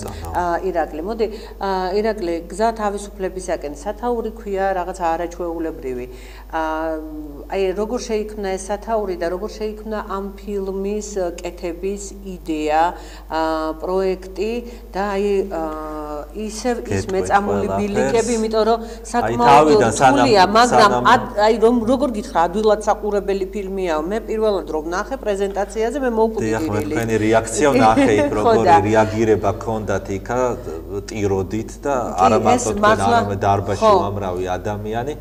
აი ამ ყველაფრის მერე რაც თქვათ გაზეთებში წერე დღესაც და გვავიწყდეს ირაკლი გოგაძეზე და ვაჟე ჭინჭარაულის აი ირაკლი გოგაძეზე და ვაჟე ჭინჭარაულის თემაზეც აქტიურად წერს გაზეთებში, რათა საზოგადოება ინფორმირებული იყოს რა ხდება და როგორ ზვიადის პირადი დაცვის საუბარი, რომლებიც გაქრნენ და ირაკლის ახალი გარემოება ტრაგიკულად დაიღუპნენ, მათი ბედი ძალიან მძიმე იყო და აი ამ ყველაფრის მერე, ამის მერე იყო მერე ობიექტივში გადაცემები, გვახერხებდი ასე ვთქვათ, აი 10 წუთიანი, ვთქვათ, რაღაცა ის დამემონტაჟებინა ძველი კადრებიდან ფილმები, იგივე მაგალითად განადგურებული იყო მთლიანად შევარდნაძის წასვლა სამეგრელოში, აი ეს ფირი, რომელიც ესე იგი 1 წუთი სადღაც ვნახე, 1 წუთი ვიღაცას აღმოაჩნდა ოჯახში, აი ეს რაღაც 10 წუთიანის გადავაბი ესე რომ საზოგადოება მიცოდეს რამხელა პროტესტით შეხვდა 92 წლის ივლისის თვე იყო თუ არ ვწდები შევარდნაძის ჩასვლა სამეგრელოში როგორ ყველამ გააპროტესტა. აი ესე მერე კიდე ერთი ფილმი გავაკეთეს ვთქვათ პატარა რომელიც მიტინგების დახვრეტებს ეხებოდა და შემდეგ უკვე რაღაც მე დავჭი ასე ვთქვათ გარეთ ობიექტივიდან შევწყვიტე მე თვითონ გადაცემები იქა და აღარ ვისურვე გაგრძელება. ამაზე მე ვილაპარაკობ და ეს არ არის საინტერესო თემა არანაირად და შემდეგ უკვე როდესაც უფრო ახლოს გავიცანი ზვიად გამსახურდიას დაცვის წევრები ზაზა ბურჯანაძე, გოჩა კეკენაძე რაღაცა ესე საუბარში ფოტო საერთოდ ძალიან მიყვარს ეს ფოტოხელოვნება და მე თვითონ ძალიან ბევრი მიტინგები მაქვს გადაღებული. კი, თან სოციალში ესე იგი იმდენად უნიკალური ფოტოები გაქვს გამოქვეყნებული რომ მე რომ მოხვალ იქნებ ჩვენ მაყურებელს თან მონიტორზე წარვუდგინოთ. კი ბატონო და აი ეს გატაცებული ვიყავი ფოტოხელოვნებით ასე ვთქვათ არა მარტო ვთქვათ პეიზაჟებს ვიღებდი ბუნების არამედ პოლიტიკურ მიტინგებს და თან ისეც როდესაც მაშინ მედია არაშუქებდა და ვფიქრობდი როდისმე ვინმეს დასჭირდეს თუნდაც რომელიმე აი ისტორიას დასჭირდეს უფრო ეს ვიფიქრე ჩემი გადაღებული ვთქვათ რომელიმე ფოტო რომელიმე დარბევა მიტინგის ეს ყველაფერი და აი ამას ნუსხავდი ყველაფერს მაგრამ ეს იყო ფოტოაპარატით მე პირადად არასოდეს ხელში ვიდეო კამერა არ მჭერია ხელში და შემდეგ უცბად როდესაც მე ასე ვთქვათ სურვილი დამებადა რომ ფოტო ისევ ფოტოები გადამეღო აი ამ ზვიად გამსახურდიას განვლილი გზის სამეგრელოში ფოტოკოლაჟი ფოტო გამეკეთებინა და ძალიან დიდი ალბომიც გავაკეთე უბრალოდ ეხა ფინანსურად არა ვარ ასე ვთქვათ მიჭირს რომ ეს გამოვცეთ თორემ მე ძალიან დიდი სურვილი მაქვს რომ მაქვს ეხა გეგმაში ვთქვათ სხვა ფილმებიც გავაკეთო მაგრამ ყველაზე დიდი სურვილი მაქვს რომ დიდი ფოტოალბომი გამოვცე, აი განსაკუთრებით ზვიად გამსახურდიას უკანასკნელი პერიოდისა სამეგრელოსი და აი ესე საჩუქრად დაურიგო ყველა ადამიანს, ვისაც დააინტერესებს ეს ყველაფერი. მაყურებელი ყავს, იქნებ ვინმე გამოაცხადოს თანადგომა და აი ამ პროექტში, ამ არაჩვეულებრივ იდეალურ პროექტში გვერდში დაუდგეს ირაკლი შონიას, იმიტომ რომ ეს არის საქართველოს მატიანე და მე ვფიქრობ, რომ უნდა გამოჩნდეს, რა ვიცი, მე რამდენადაც ვიცი, არიან ადამიანები, რომელსაც საკმაოდ აქვს ფული, ასე რომ და ასე რომ აი ესე მაშინ ეს მქონდა იდეათ და ეხლაც მაგ ცხადია, დიდი მადლობა ესეთი, ასე ვთქვათ, რეკლამისათვის. არა, რეკლამისათვის კი არა, მართლა მოუწოდე ამ შემდეგ უკვე როდესაც აი ესე დაიბადა იდეა, გადაწყდა აქედან ვინ ჩასულიყო ყველაფერი,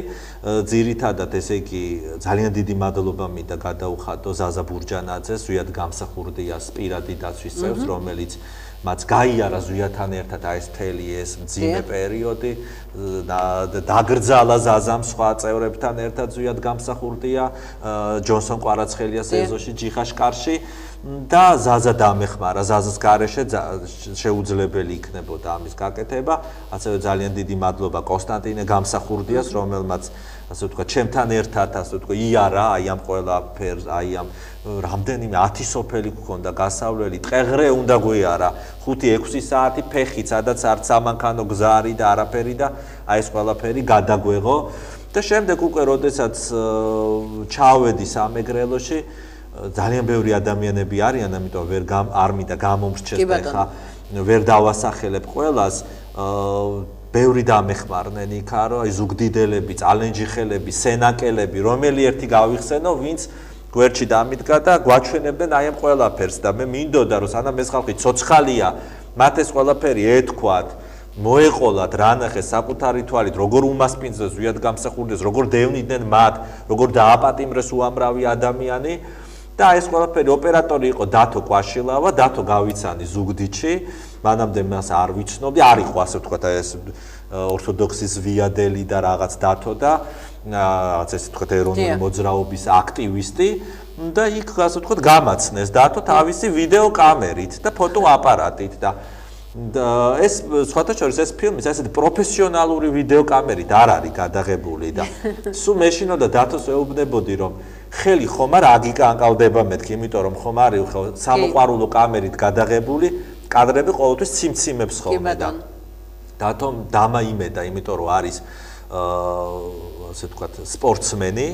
სამბოს და კარატეს მასწავლებელია დღესაც და ყრივი მაჯა ქონდა ძალიან და ამაზე მითხრა რომ არა ამის პრობლემა არ იქნებაო და თუნდაც ეციმციმა კადრებს შენ ისტორიას ქმნიდი და იქ არის რამდენიმე უხარისხო კადრიც რომელიც ჩავთე იმიტომ რომ დროის გამო გაჩნდა 90-იანი წლების კადრები არის იგივე აი გროზნოს კადრებიც იმიტომ რომ არის უკვე ძალიან ბევრი დიდი პერიოდია ის მაგრამ ნუ თავარი იყო რომ მნიშვნელოვანი იყო ეს ყველაფერი ისტორიისთვის და მაყურებელს აი ასე შეიკრა ჯგუფი დაუბანაკდით ზუგდიდში და თითქმის ყველაფერი გადავიღეთ სადაც კი იყო პრეზიდენტი არა მარტო დევნილობის დროს არამედ სანამ დევნილი მანამდე სად ცხოვრობდა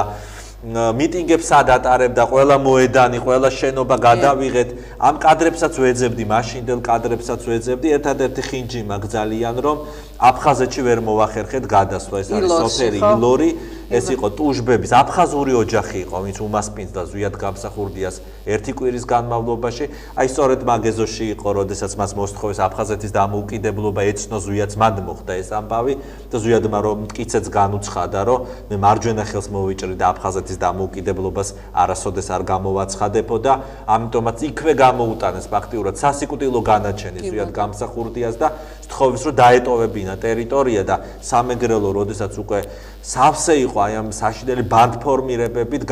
გადმოიყვანეს ზვიად გამსახურდია ენგურზე და ძალიან ესე თქვა ერთი მომენტი მინდა გავიხსენო ვინაიდან თვითონ ილორში არ მოგვეცა შესაძლებლობა გადავწყვიტო რომ ენგურის ხიდი გადაგვეყო ანუ მაინც ხომ გაიარა ხა ეს ენგურის ხიდი თავის კორტეჟთან ერთად ზვიად გამსახურდიამ და ამოჩით იცეს და ადგილას იქ ენგურის ხიდი არავისთვის არ გვითქვია არც ნებართვა აგვიღია ისეთ ადგილას სადაც აღარ შეიძლებოდა თურმე გადაღება იმიტომ რომ იქით მხარეს უკვე აფსუებისა და რუსების დროშა ფრიალებს ოკუპირებულ ტერიტორიაზე და მოცვიდნენ უცბად მესაზღვრეები და სადაზვერო სამსახურის თანამშრომლები ჩვენ მხარეს, ოღონდ იმიტომ რომ ვერ გაიგეს რა ხდებოდა, იქ არ შეიძლება გადაღება, ამას ვიდეო კამერით გავარჩუა ხიდზე ჩვენ, იქიდან რავით ჩვენ იქებ გვიმიზნებენ კიდეც იქ სასროლეთი იყო დამონტაჟებული და მიგვიყვანეს იქ რაღაც, ასე ვთქვათ, უშიშროების თუ სადაზვეროს შენობა არის იქა, შუშის შენობა, როგორც ამ წინა ხელისუფლებასაც უყვარდეს აკვარიუმის მსგავსი შენობები და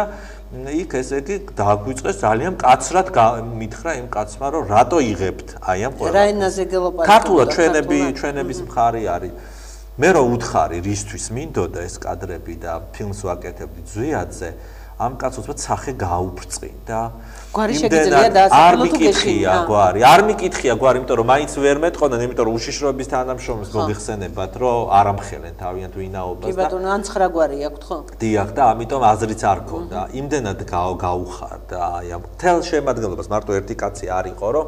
სადამდე შესაძლებლობა იყო თვითონ გადმოყვნენ. ანუ ოხოთ თქვენ ეს გააკეთეთო მითხრა და თვითონ გადმოყვნენ. ესე იყო მაგალითად სოფელ ბაშში, ასეთ სოფელი არის სამეგრელოში, იქ იყო ლაშხიების ოჯახი, სადაც ნუ ეხლა ლაშხიები, მე ვარ ნამდვილი გვარით ლაშხია. ასე რომ აი შემთხვევითიც არ არის ეთქობა, რომ აი ხა მოვხდია. არა, სესიაშვილი ჩემი გვარია, იმიტომ რომ სესიკა ლაშხია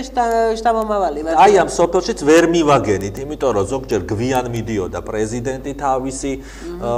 აი მცირე რიცხოვან ჯგუფთან ერთად და ვერ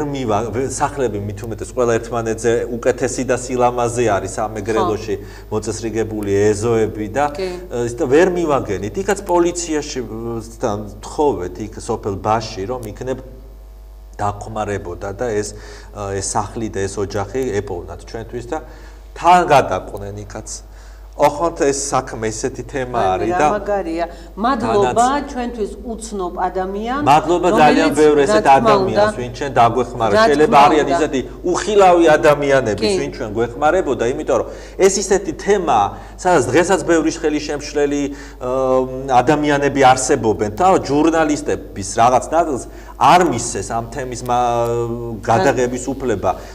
მე ფაქტები მაქვს ისეთი, როგორ დევნიდნენ ჟურნალისტებს, როგორ დააშინეს, რომ არ მოეკიდათ ხელი და ერთი სული ქონდათ გამოქცეულიყვნენ სამეგრელოდან და ჩვენ რაღაც ძალიან გაგვიმართლა. არ ვიცი რატო, ძალიან დიდი ჯგუფი დავდიოდით რაღაც თქვათ ორი მანქანით და იყო ყველგან სახლის კარი ღია და მე რომ მეგონა რომ ფილმს რაღაც ერთ კვირაში გადავიღებდი მოგეხსენებათ სამეგრელო სტუმართ მასპინძლობა ამავე დროს ჩვენ ესე იგი მადლობა მეგრელებს ჩვენ ესე იგი იქ ერთი თველ ამის ჩავრჩით აი ამ ყველაფერზე და იყო რაღაც ისინიც იყო რა თქმა უნდა ძალიან მძიმე მომენტებიც იყო ეს ყველაფერი რომ ფიზიკურადაც მძიმე იყო კეთ იმიტომ რომ აი ეს ფიფიების ქოხი სადაც ცხოვრობდა ზვიად გამსახურდია სოფელ ჩქვალერის ზევით ლაკადის ტყეში იქ იყო ციცაბო კლდეები, სადაც 6 საათი ფეხით უნდა გვევლოთ ჩვენ, სადღაც რაღაც მე ესეთი სამეგრელოში თუ ასეთი ტყეები ყო არც ვიცოდი, მანამდე ნანახი არ მქონდა. მძიმე გზების გალა მოუწია პრეზიდენტს. ეხლა თქვენ წარმოიდგინეთ, ჩვენ ზაფხულში ვიღებდით ამ ფილმზე, თქვენ წარმოიდგინეთ ზამთარში რა იქნებოდა და აი ამიტომაც რომ ამბობენ რომ ესეთი იყო, გატეხილი იყო პირიქით, მე რომ ყველას ვეკითხებოდი ამას, რომ ზვიად გამსახურდია, როგორ გადაადგილდებოდა ყველაზე პირველი ის მიდიოდა, პირიქით ცხებს ამხნევებდა და სთხოვდა რომ გამოედგათ ფეხი და ასევე ვეკითხებოდი როგორ იყო პრეზიდენტი, რას მიირთმევდა, როგორ იყო. უმეტესწილად თამადობდა ოჯახებში. ძალიან გუთბილი, რა თქმა უნდა, ადამიანი იყო. ერთი ორგან ავტოგრაფიც კი დატოვა და სამახსოვრო წარწერა, ოღონდ არსად არ წერია დრო და რიცხვი და თვე ეს ყველაფერი, იმიტომ რომ უფრთხილდებოდა, რომ შემოჭრილიყვნენ, ასე ვთქვათ, ვინც დევნიდა მას და აღმოეჩინათ, რომ ეს არ უნდოდა, ამიტომ აკეთებდა გუთბილ წარწერებს, მაგრამ არ მიუთითებდა წელს, თვეს და რიცხვს, აი ამით მე მინახია და ფოტოც მაქვს ერთ-ერთი ასეთი წიგნის. ამაზე დავწერ. ნათელი გონება ქონდა და ნათელ ხედვის ასე თქვა წინასწარმეტყველებად არის მაგალითად ზაზა ბურჯანაძეც რო იხსენებს სოფელ ჯაღრაში მებონიების ოჯახში სადაც დაცვის წევრებთან ერთად ზვიად გამსახურდია ხერხავდა შეშას და ფიქრობდა იმაზე რომ ცოდოები არიან ეს ოჯახიო და მოვამარაგოთ ჩვენ თვითონ შეშითო. ანუ იქ აი ყოველთვის სხვა ადამიანები ჰქონდა სხვათა შორის ძალიან ოპტიმისტი იყო ცხოვრებაში, ზუსტად გამსახურდია და გარდა აი ამ საყოფა ცხოვრებო. ამიტომ ის თავს არასოდეს არ მოიკლავდა თავი რომ დავანებოთ ქრისტიანობას და მართლმადიდებლობას. ხიბულაშიც ვარ ნამყოფი, არაერთგზის ვარ ნამყოფი ხიბულაში, ჯიხაშკარშიც და ეხა იქ ესე ადამიანი რო ჩავა არაფერი არ დახვდება ვთქვათ და იქ კედელზე წარწერა მოიკლა თუ არა თავი პრეზიდენტმა, მაგრამ აი ეს ყველაფერი წლები დაგროვდა ეს ყველაფერი რაც მე გამოვკითხე ხალხს თვითონ ის ღურწკაიებსაც გავესაუბრე რომლებიც დღეს ზუგდიდში ცხოვრობენ და იქიდან ეს შემთხვევით არ იყო მათი გამოძევებაც იმიტომ რომ ის სახლი ხიბულაში ფაქტიურად არის განადგურებული და ეს იმიტომ მოხდა რომ იქ არასოდეს ექსპერტიზა არ ჩატარდეს თუ ოდესმე დააჭირდა საგამომძიებლო მოქმედებების ჩატარება ისე გაანადგურეს ის სახლი ეს არ იყო შემთხვევით გაკეთებული ცხადია რომ აი ეს ესე ხდარიყო. იქ არის აი ხო გეუბნები ძალიან ძიმე რეალობა, ცრემლიანი და ტკივილით სავსე და ამავე დროს ძალიან ამაღლებული მომენტებიც, აი იგივე ეს შეშის დააჭრა პრეზიდენტის ეს ყველაფერი იყო სხვადასხვა მომენტები გასახსენებლად. აი მაგალითად იყო ესეთი სოფელ ნაცატუში იყო ესეთი შემთხვევა, როდესაც მივიდა იქ ზუსტად გამსახურდი იყო ძალიან დაღლილი, საშინელი ამინდი იყო გარეთ. მაგრამ არ დარჩა, იმიტომ რომ იყო მჭიდრო დასახლება და შესაძლებელი იყო რომ იქ რაღაცნაირად აღმოეჩინათ და საკუთარ თავზე არ ფიქრობდა, უფრო იმ ოჯახზე, სადაც დაბინავდა, მაგრამ სამაგიეროდ, აი ძალიან უყვარდა ზვიაც უბრალო ადამიანების თუ დაინახავდა გულახდილობას და პატიოსნობას, გული გადაეშალა, ისე დიასახლისი, რომელიც იქ იყო ლამარა გაბედავა. გაბედავების ოჯახი იყო, მერაბ გაბედავა იყო მასპინძელი, არის ეხლაც, რა თქმა უნდა და აი გულსფელად დაუწყო საუბარი, რას აპირებდა მომავალში, როგორ აპირებდა. რა საინტერესოა და აი მოდი მაყურებელს ვუთხრათ, ვისაც ეს ფილმი არ უნახავს, მოდით მაყურებელს ვუთხრათ, აი რაღაცა დეტალები, თუმცა ფილმის ნახვა შეუძლიათ გზა თავისუფლებისაკენ. ეს გადაცემა დასრულდება თუ არა, ეგრევე მიებმება ფილმი გზა თავისუფლებისაკენ, ასე რომ მე არ ვიცოდი რომ თქვენგანთან იყო ეს ფილმი გაშვებული რამდენჯერმე უკვე პირდაპირ ეთერში და ტექნიკურად არ ვიცოდი ასე ვთქვათ ტელევიზორს იშვიათად უყურებ და საზოგადოებას ისეთი რეაქცია ქონდა მე ქუჩაში ტელეფონზე დამირეკეს ანუ იმდენად ის არის ეს თემა არავინ არ ჩათვალოს რომ ეს არის ისეთი წარსული და რაღა დროს ეს ამბებია პირიქით საზოგადოებას ქონდა ძალიან დიდი აქედან გავიგერო თქვენ გაუშვით ეს ფილმი და ძალიან დიდი მადლობა ამაზე და ნუ სხვა ფილმებიც ახლაც დღეს დასრულდება თუ არა გადაცემა ეგრევე მიეღება ეს ფილმი ძალიან ასე ვთქვათ ფილმი დაღუპულ ბიჭებზე ძალიან ბევრნი არიან თან მეშინია ამავე დროს და რიცი მეშინია რომ ვინმე არ გამომრჩეს არც თბილისში, არც დანარჩენ საქართველოს რეგიონებში დაღუპულების, რეპრესირებულების და ისე მოკლულების და სამეგრელოში ძალიან თანადგომა გაგიწიოთ როგორც კოლეგას, როგორც მეგობარს, მონიტორზე არის ტელეფონის ნომრები მითითებული, აგერ უკვე დაანონსე, შენ რა გინდა, შენ რა პროექტი გაქვს და შეუძლიათ, იცით, მოგმართონ და გვარები მოგვაწოდონ, ან ესეთი რაღაცა. მოგვაწოდონ, ჩვენ ჩავიწეროთ ეს ყველაფერი, მაგრამ აი მაინც ყველა ძალიან ეს მაკავებს, რომ იმდენი არიან, რომ ვიღაცას მე გული არ ვატკინო მეთქი რომ გამომრჩეს შემთხვევით იმიტომ რომ მაგალითად ძალიან გული მეთქინა ერთ რაღაცაზე და ეს ხინჯად მაგრამ აი ამ დავიწყდეს ვაჟა ჭინჭარაულზე და ირაკლის გოგაზეზე უნდა ვთქვათ მოგვიანებით გავიგე რომ არსებობს ადამიანი ასეთი გრიალა გვილავა აბაშაში სადაც მასპინძლობდა ზვიად გამსახურდიას მე არ ვიცოდი ეს მოგვიანებით გავიგე და ქალბატონ გრიალას მოკითხვას ვუთვლით აქედან მე ბონიშსაც უხდი ქალბატონ გრიალას ვიცი რომ თქვენი ტელევიზიის მაყურებელი არის და აუცილებლად გამოვასწორებ შემდეგში თუ ფილმს მოვკიდე ხელი აუცილებლად ვესტუმრები მას აბაშაში და ვიცი რომ მისი სახლის კარი ჩვენთვის ღია იქნება ნამდვილად ასევე ჩვენს მეგობრებს მოვიკითხავ აქედან დღეს რაღაცა ძალიან ისეთი ის გამიჩნდა სურვილი ქეთი ქურდოვანიძესა და ეკა დადიანს იმიტომ რომ მე შეიძლება ითქვას როგორც ჟურნალისტი მათ ხელში გავიზარდე და ახლა ისინი ახლოს არიან ქალბატონ გრიალასთან და ადამიანი არიან ძალიან ბევრნი სამეგრელოში და აი ეს მრავლად არის ტრაგიკული ოჯახები და მინდა რომ ეს ყველაფერი აღინუსხოს და რატომ ასევე იმიტომ რომ ზვიად გამსახურდია თავისთავად დარჩება აი რაღაც შარავანდედად მე-20 და 21 საუკუნის და იმას ვერანაირ მის კვალს ვერ წაშლიან, მაგრამ აი ეს დაღუპული ბიჭები, რიგითი ოჯახები, დრო გადის, აცოცხლებენ ახლობლები, მაგრამ ზოგს უკვე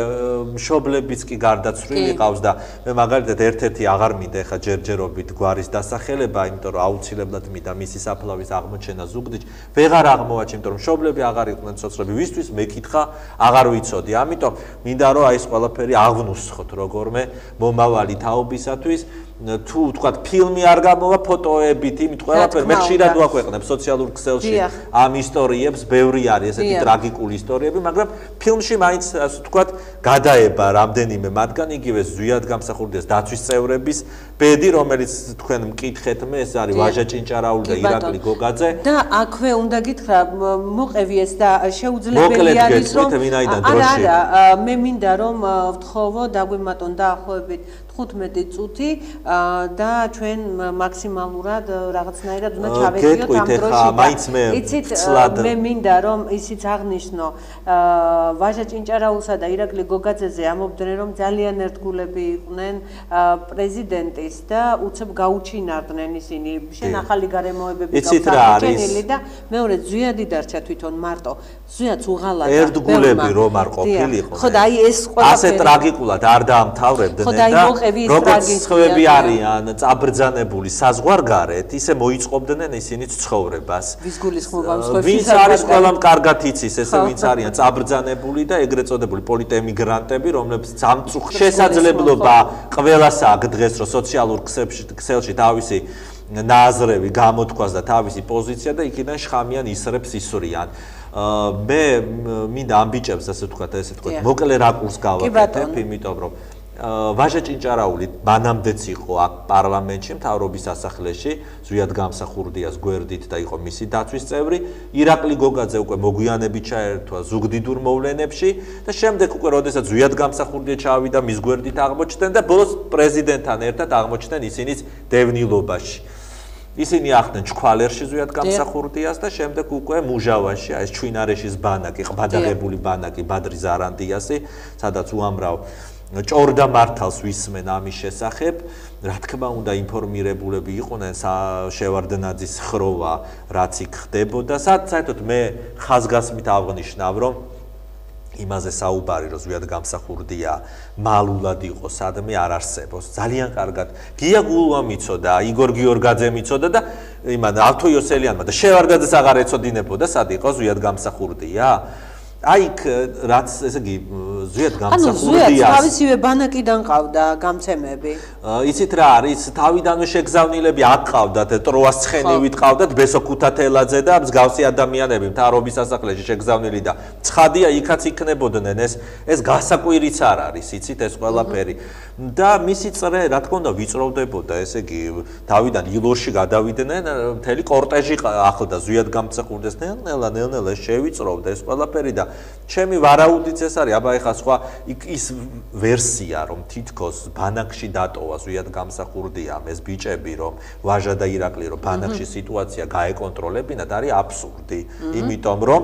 ჯერთ იქაურები არ იყვნენ ისინი ყველა მეგრულად საუბრობდა ვერაფერს ვერ გააკონტროლებდნენ იქა და თავ ზვიად გამსახურდიაც იცით იმდენად ამაღლებული პიროვნება იყო რომ არავის არ დაავალებდა იქა რაღაც თვალთვალს და ჯაშუშობას ეს მისი ჩვეულის არ იყო ის რაც შევარდნაძესა და კგბ-ს ახასიათებდა რაც ზულდა მთელი ცხოვრება ზვიად გამსახურდიას მე ვფიქრობ და ჩემი პოზიცია ასეთია რომ ეს ბიჭები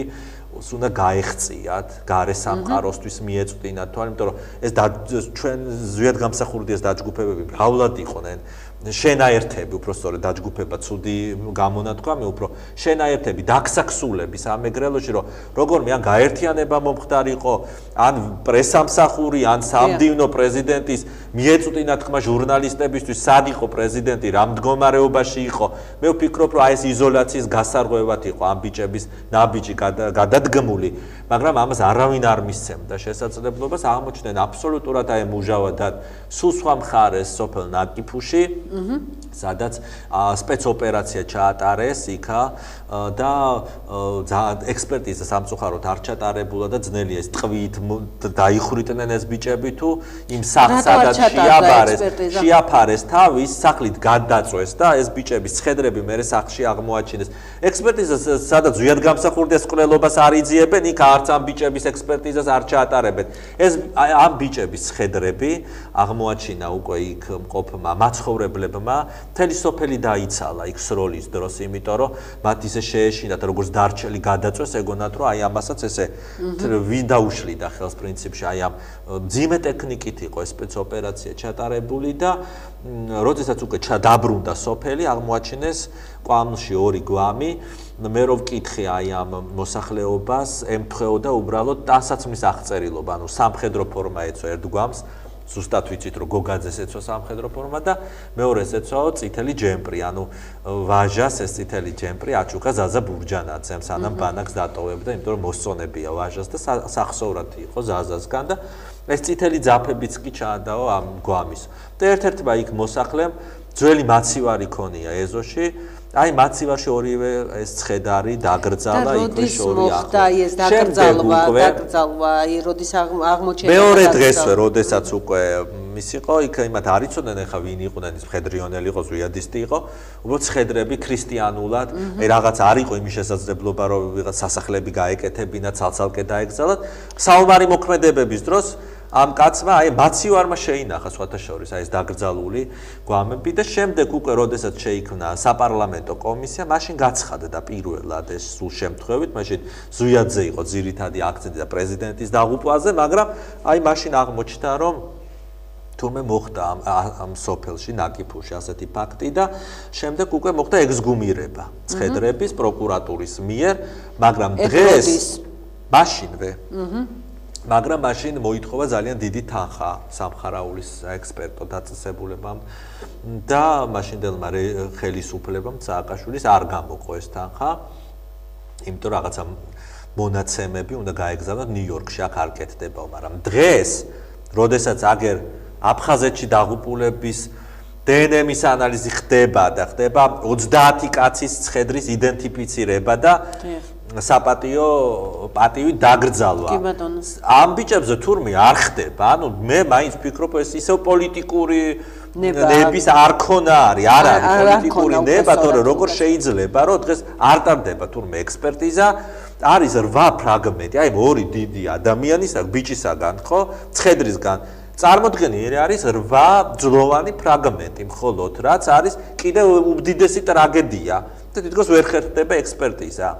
ოჯახის წევრები უკვე ახლა ვაჟას მამიდას ვესაუბრე მის დას უკვე აღარც ითხოვენ გამოძიებას რომ რამ მდგომარეობაში დაიღუპნენ გადმოგვეცეს ნამდვილად ვიცოდეთ რომ ეს მისი ვაჟას ცხედარია რომ ადამიანურად ეღირსოთ აი ამ ბიჭებს დაგრძალვა რომ ადამიანი მივიდეს და პატივი სცეს მაგრამ ეს დღესჯერობით ისევ ტაბუდადებული თემა არის სამწუხარო და აქედან გამომდინარე ვინაიდან აი ეს თემა ასია თავისთავად ზვიად გამსახურდია საქმეს თან ებმის აი ამ ყველაფერს ერთი და იგივე გამომძიებელი და საგამომძიებელი ჯგუფი არის და აქედან გამომდინარე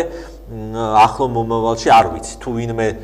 გამოჩნდება ისეთი ადამიანი ვინც ზემოქმედებას მოახდენს დღევანდელ სამართალ დამცავებზე მაშინ შესაძლებელია ისე არ ხდება არაფერი და გარდა ამის აქვე მინდა კეთი აღნიშნო ფილმში ასევე არის ძალიან დიდი ტრაგიკული ისტორია პატარა ისტორია, მაგრამ საშინელი კადრები ვახტანგ ნოდიასი, ანუ ხატვრის, როდესაც ესე იგი ეს იყო ხატვარი, აი ხობში რო ჩავედით მერე და ხობის კადრები გადავიღეთ იქ ზვიადი როგორ ჩავიდა, იქ კადრებში ჩანს თვითონ ვახტანგ ნოდია როგორ ესალმება საქართველოს პრეზიდენტს, შემდეგ ეს კაცი საშინლად აწამეს, მას მარჯვენა მოსჭრეს იმის გამო რომ ზვიად გამსახურდია დახატა მან და იქ მივედით სადაც ეს ცხედარი აწამეს, იქ გადაღებულია ფილმში არის ეს კადრები როგორ აღმოაჩინა იქ გენდრი ლატარია საუბრობს იქ ამის შესახებ ცხედარი და არის იქ აი საშინელი კადრები ვახტანგ ნოდიას უამრავი ის არის ანუ ბევრი არის იგივე მიტინგების დახურეტის კადრები არის საკმაოდ მრავლად მაგრამ მე ვფიქრობ რომ აი ამაზე კიდე ცალკე ფილმი უნდა გაკეთდეს მიტინგებზე დაღუპულების აუცილებლად და მე მინდა ირაკლი გითხრა ერთი რამ რომ როდესაც ბატონი გიგლა გობეჩია ყავდა მე ეთერში მოწვეული აი ამ ბურუსით მოცულ საქმესთან დაკავშირებით პრეზიდენტის ბურუსით მოცულ საქმესთან დაკავშირებით ვერ ვამბობ მკვლელობა გაუჩინარება თუ ასე შემდეგ, იმიტომ რომ ნუ რა თქმა უნდა ჩვენ ვიცით რომ მკვლელობა არის. მეც ვაცხადებ რომ ეს იყო მკვლელობა. და აი იმის შემდეგ კატეგორიულად და არა ერთ ჩემს გადაცემაში, არა მარტო გიგლასთან, არამედ სხვადასხვა გადაცემაში მე ვაცხადებ და კატეგორიულად მოვითხოვ რომ ეს საქმე იქნას თაროდან ჩამოღებული, იმიტომ რომ ბოლოს და ბოლოს ხომ ხედავთ რომ არ ჩერდება ქართული საზოგადოება და ამას კატეგორიულად ითხოვს. და გიგლა უკვე დაიბარეს გენპროკურატურაში ამ საქმესთან დაკავშირებით, ანუ მის ჟურნალისტურ გამოძიებებთან დაკავშირებით. ახლა ჟურნალისტური გამოძიებები აღნიშნულ საქმესთან დაკავშირებით მეც მიმყავდა, მაგრამ დღეს ახლა მე მაინც წამყვანი ვარ და ახლა მე ვითხოვ რომ ირაკლი შონიას, რომელსაც მიყავს აი ეს გამოძიებები, ჟურნალისტური გამოძიებები და აქვე კიდე ხას გავუსვამ რომ ის სამართლებრივ შეფასებასაც აკეთებს, იმიტომ რომ ის პროფესიით არის იურისტი, ამიტომ მოვითხოვთ ჩვენ ჟურნალისტთა კორპუსი, ყოველ შემთხვევაში ის ჟურნალისტი გამომძიებლები, რომლებსაც ქონდა ჩვენ შეხება ამის თაობაზე, რომ გამოგვეძიებინა ეს საქმე, მოვითხოვთ თაროდან იქნეს სასწრაფოდ ჩამოღებული, მტვერ დადებული საქმე 90-იანი წლებისა და კერძოდ პრეზიდენტ გამსახურდიას. რა ხა გიგლა ახსენეთ, ეხლა გიგლასთან მეც მქონია ცხადია ურთიერთობები, ჩემი გადაცემის სტუმარიც ყოფილა. გიგლამ ძალიან კარგი ის ასე ვთქვათ თემა წამოჭრა და ასე ვთქვათ მოთხოვნა, რომ თუ თვითონ ვერ აკეთებენ ამას და ჟურნალისტებს შეიქმნას ჟურნალისტთა ჯგუფი, რომელსაც ექნება განსაკუთრებული უფლება მოვალეობები, აი როგორც ჰქონდა ირაკლი გოცირიძეს თავის დროზე, როდესაც 9 აპრილის ტრაგედიის იძიებდა და მას უფლებაც კი მისცეს, რომ პოლიტბიუროს წევრები დაეკითხა და სრული გამოძიება ჩაეტარებინა და წვდომა ქონოდა მას საარქივო მასალებთან, აი ესეთი უფლება მოსილებით შეიქმნას აბსოლუტურად ნეიტრალური ჟურნალისტები, რომლებიც ერკვევიან ცხადი ამ საკითხში, იმიტომ რომ ჯაშუშები არც იქ გვჭირდება ჩვენ და აი რამენაირად ეს ჩვენ უბრალოდ რა თქმა უნდა საქმეს წინ წავწევთ და ეს იქნება ასე ვთქვათ ჩვენი დახმარება სამართალდამცავი ორგანოების თან ერთად. მე ამისი დიდი სურვილი მაქვს, მაგრამ ცხადია თავად ეხა ბოლოს სიტყვა მაინც გამოძიებამ უნდა თქვას პროფესიონალმა პათანატომებმა, ექსპერტებმა, კრიმინალისტებმა და ასე შემდეგ და ეს საქმე ისე უნდა იყოს დასრულებული, რომ ჭორებს და რაღაც მოთქმას ადგილი აღარ ქონდეს შემდეგ პრესის ფურცლებზე, ანუ საზოგადოება და მათ შორის მეც დამარწმუნონ რომ ზუსტად ისე არის, როგორც მოხდა ეს ყველაფერი და ისე ცხადია, ეხა მე თვითონ იურისტი ვარ და დამითვალიერებია ის ხიბულაც და ყველაფერი, ეხა იქ ძალიან ბევრი კითხვები მაქვს, რა თქმა უნდა, იქ მყოფი ადამიანების მიმართ, რომლებიც შეუძლებელია მათთან დაკავშირებაც კი, იმიტომ რომ გადამოდიან ექინა რაღაც წყელაკრულვაზე და გინებაზე და ესე ვერაფერს ვერ გახდებიან ისინი და თავიანთ სიმართლეს ვერანაირად ვერ დაამტკიცებენ და თვითონ ეს სახლი რომ დავათვალიერე ძალიან საჩოთირო სახლი არის თვითონ ეს ხიბულა, იმიტომ რომ გზის ნაპირზე დგას. თავად პრეზიდენტი სადაც მოათავსეს არ არის მაინდამაინც უსაფრთხო ოთახი, იმიტომ რომ პირდაპირ იცით როგორ არის, როგორც პირველივე ფანჯარა და ოთახი არის გზის პირას ეს და პირდაპირ აივნის ასასვლელი კიბეები ადის მის ფანჯარასთან, ანუ ფანჯარა ღია იყო თუ დაკეტილი ღმერთმა იცის და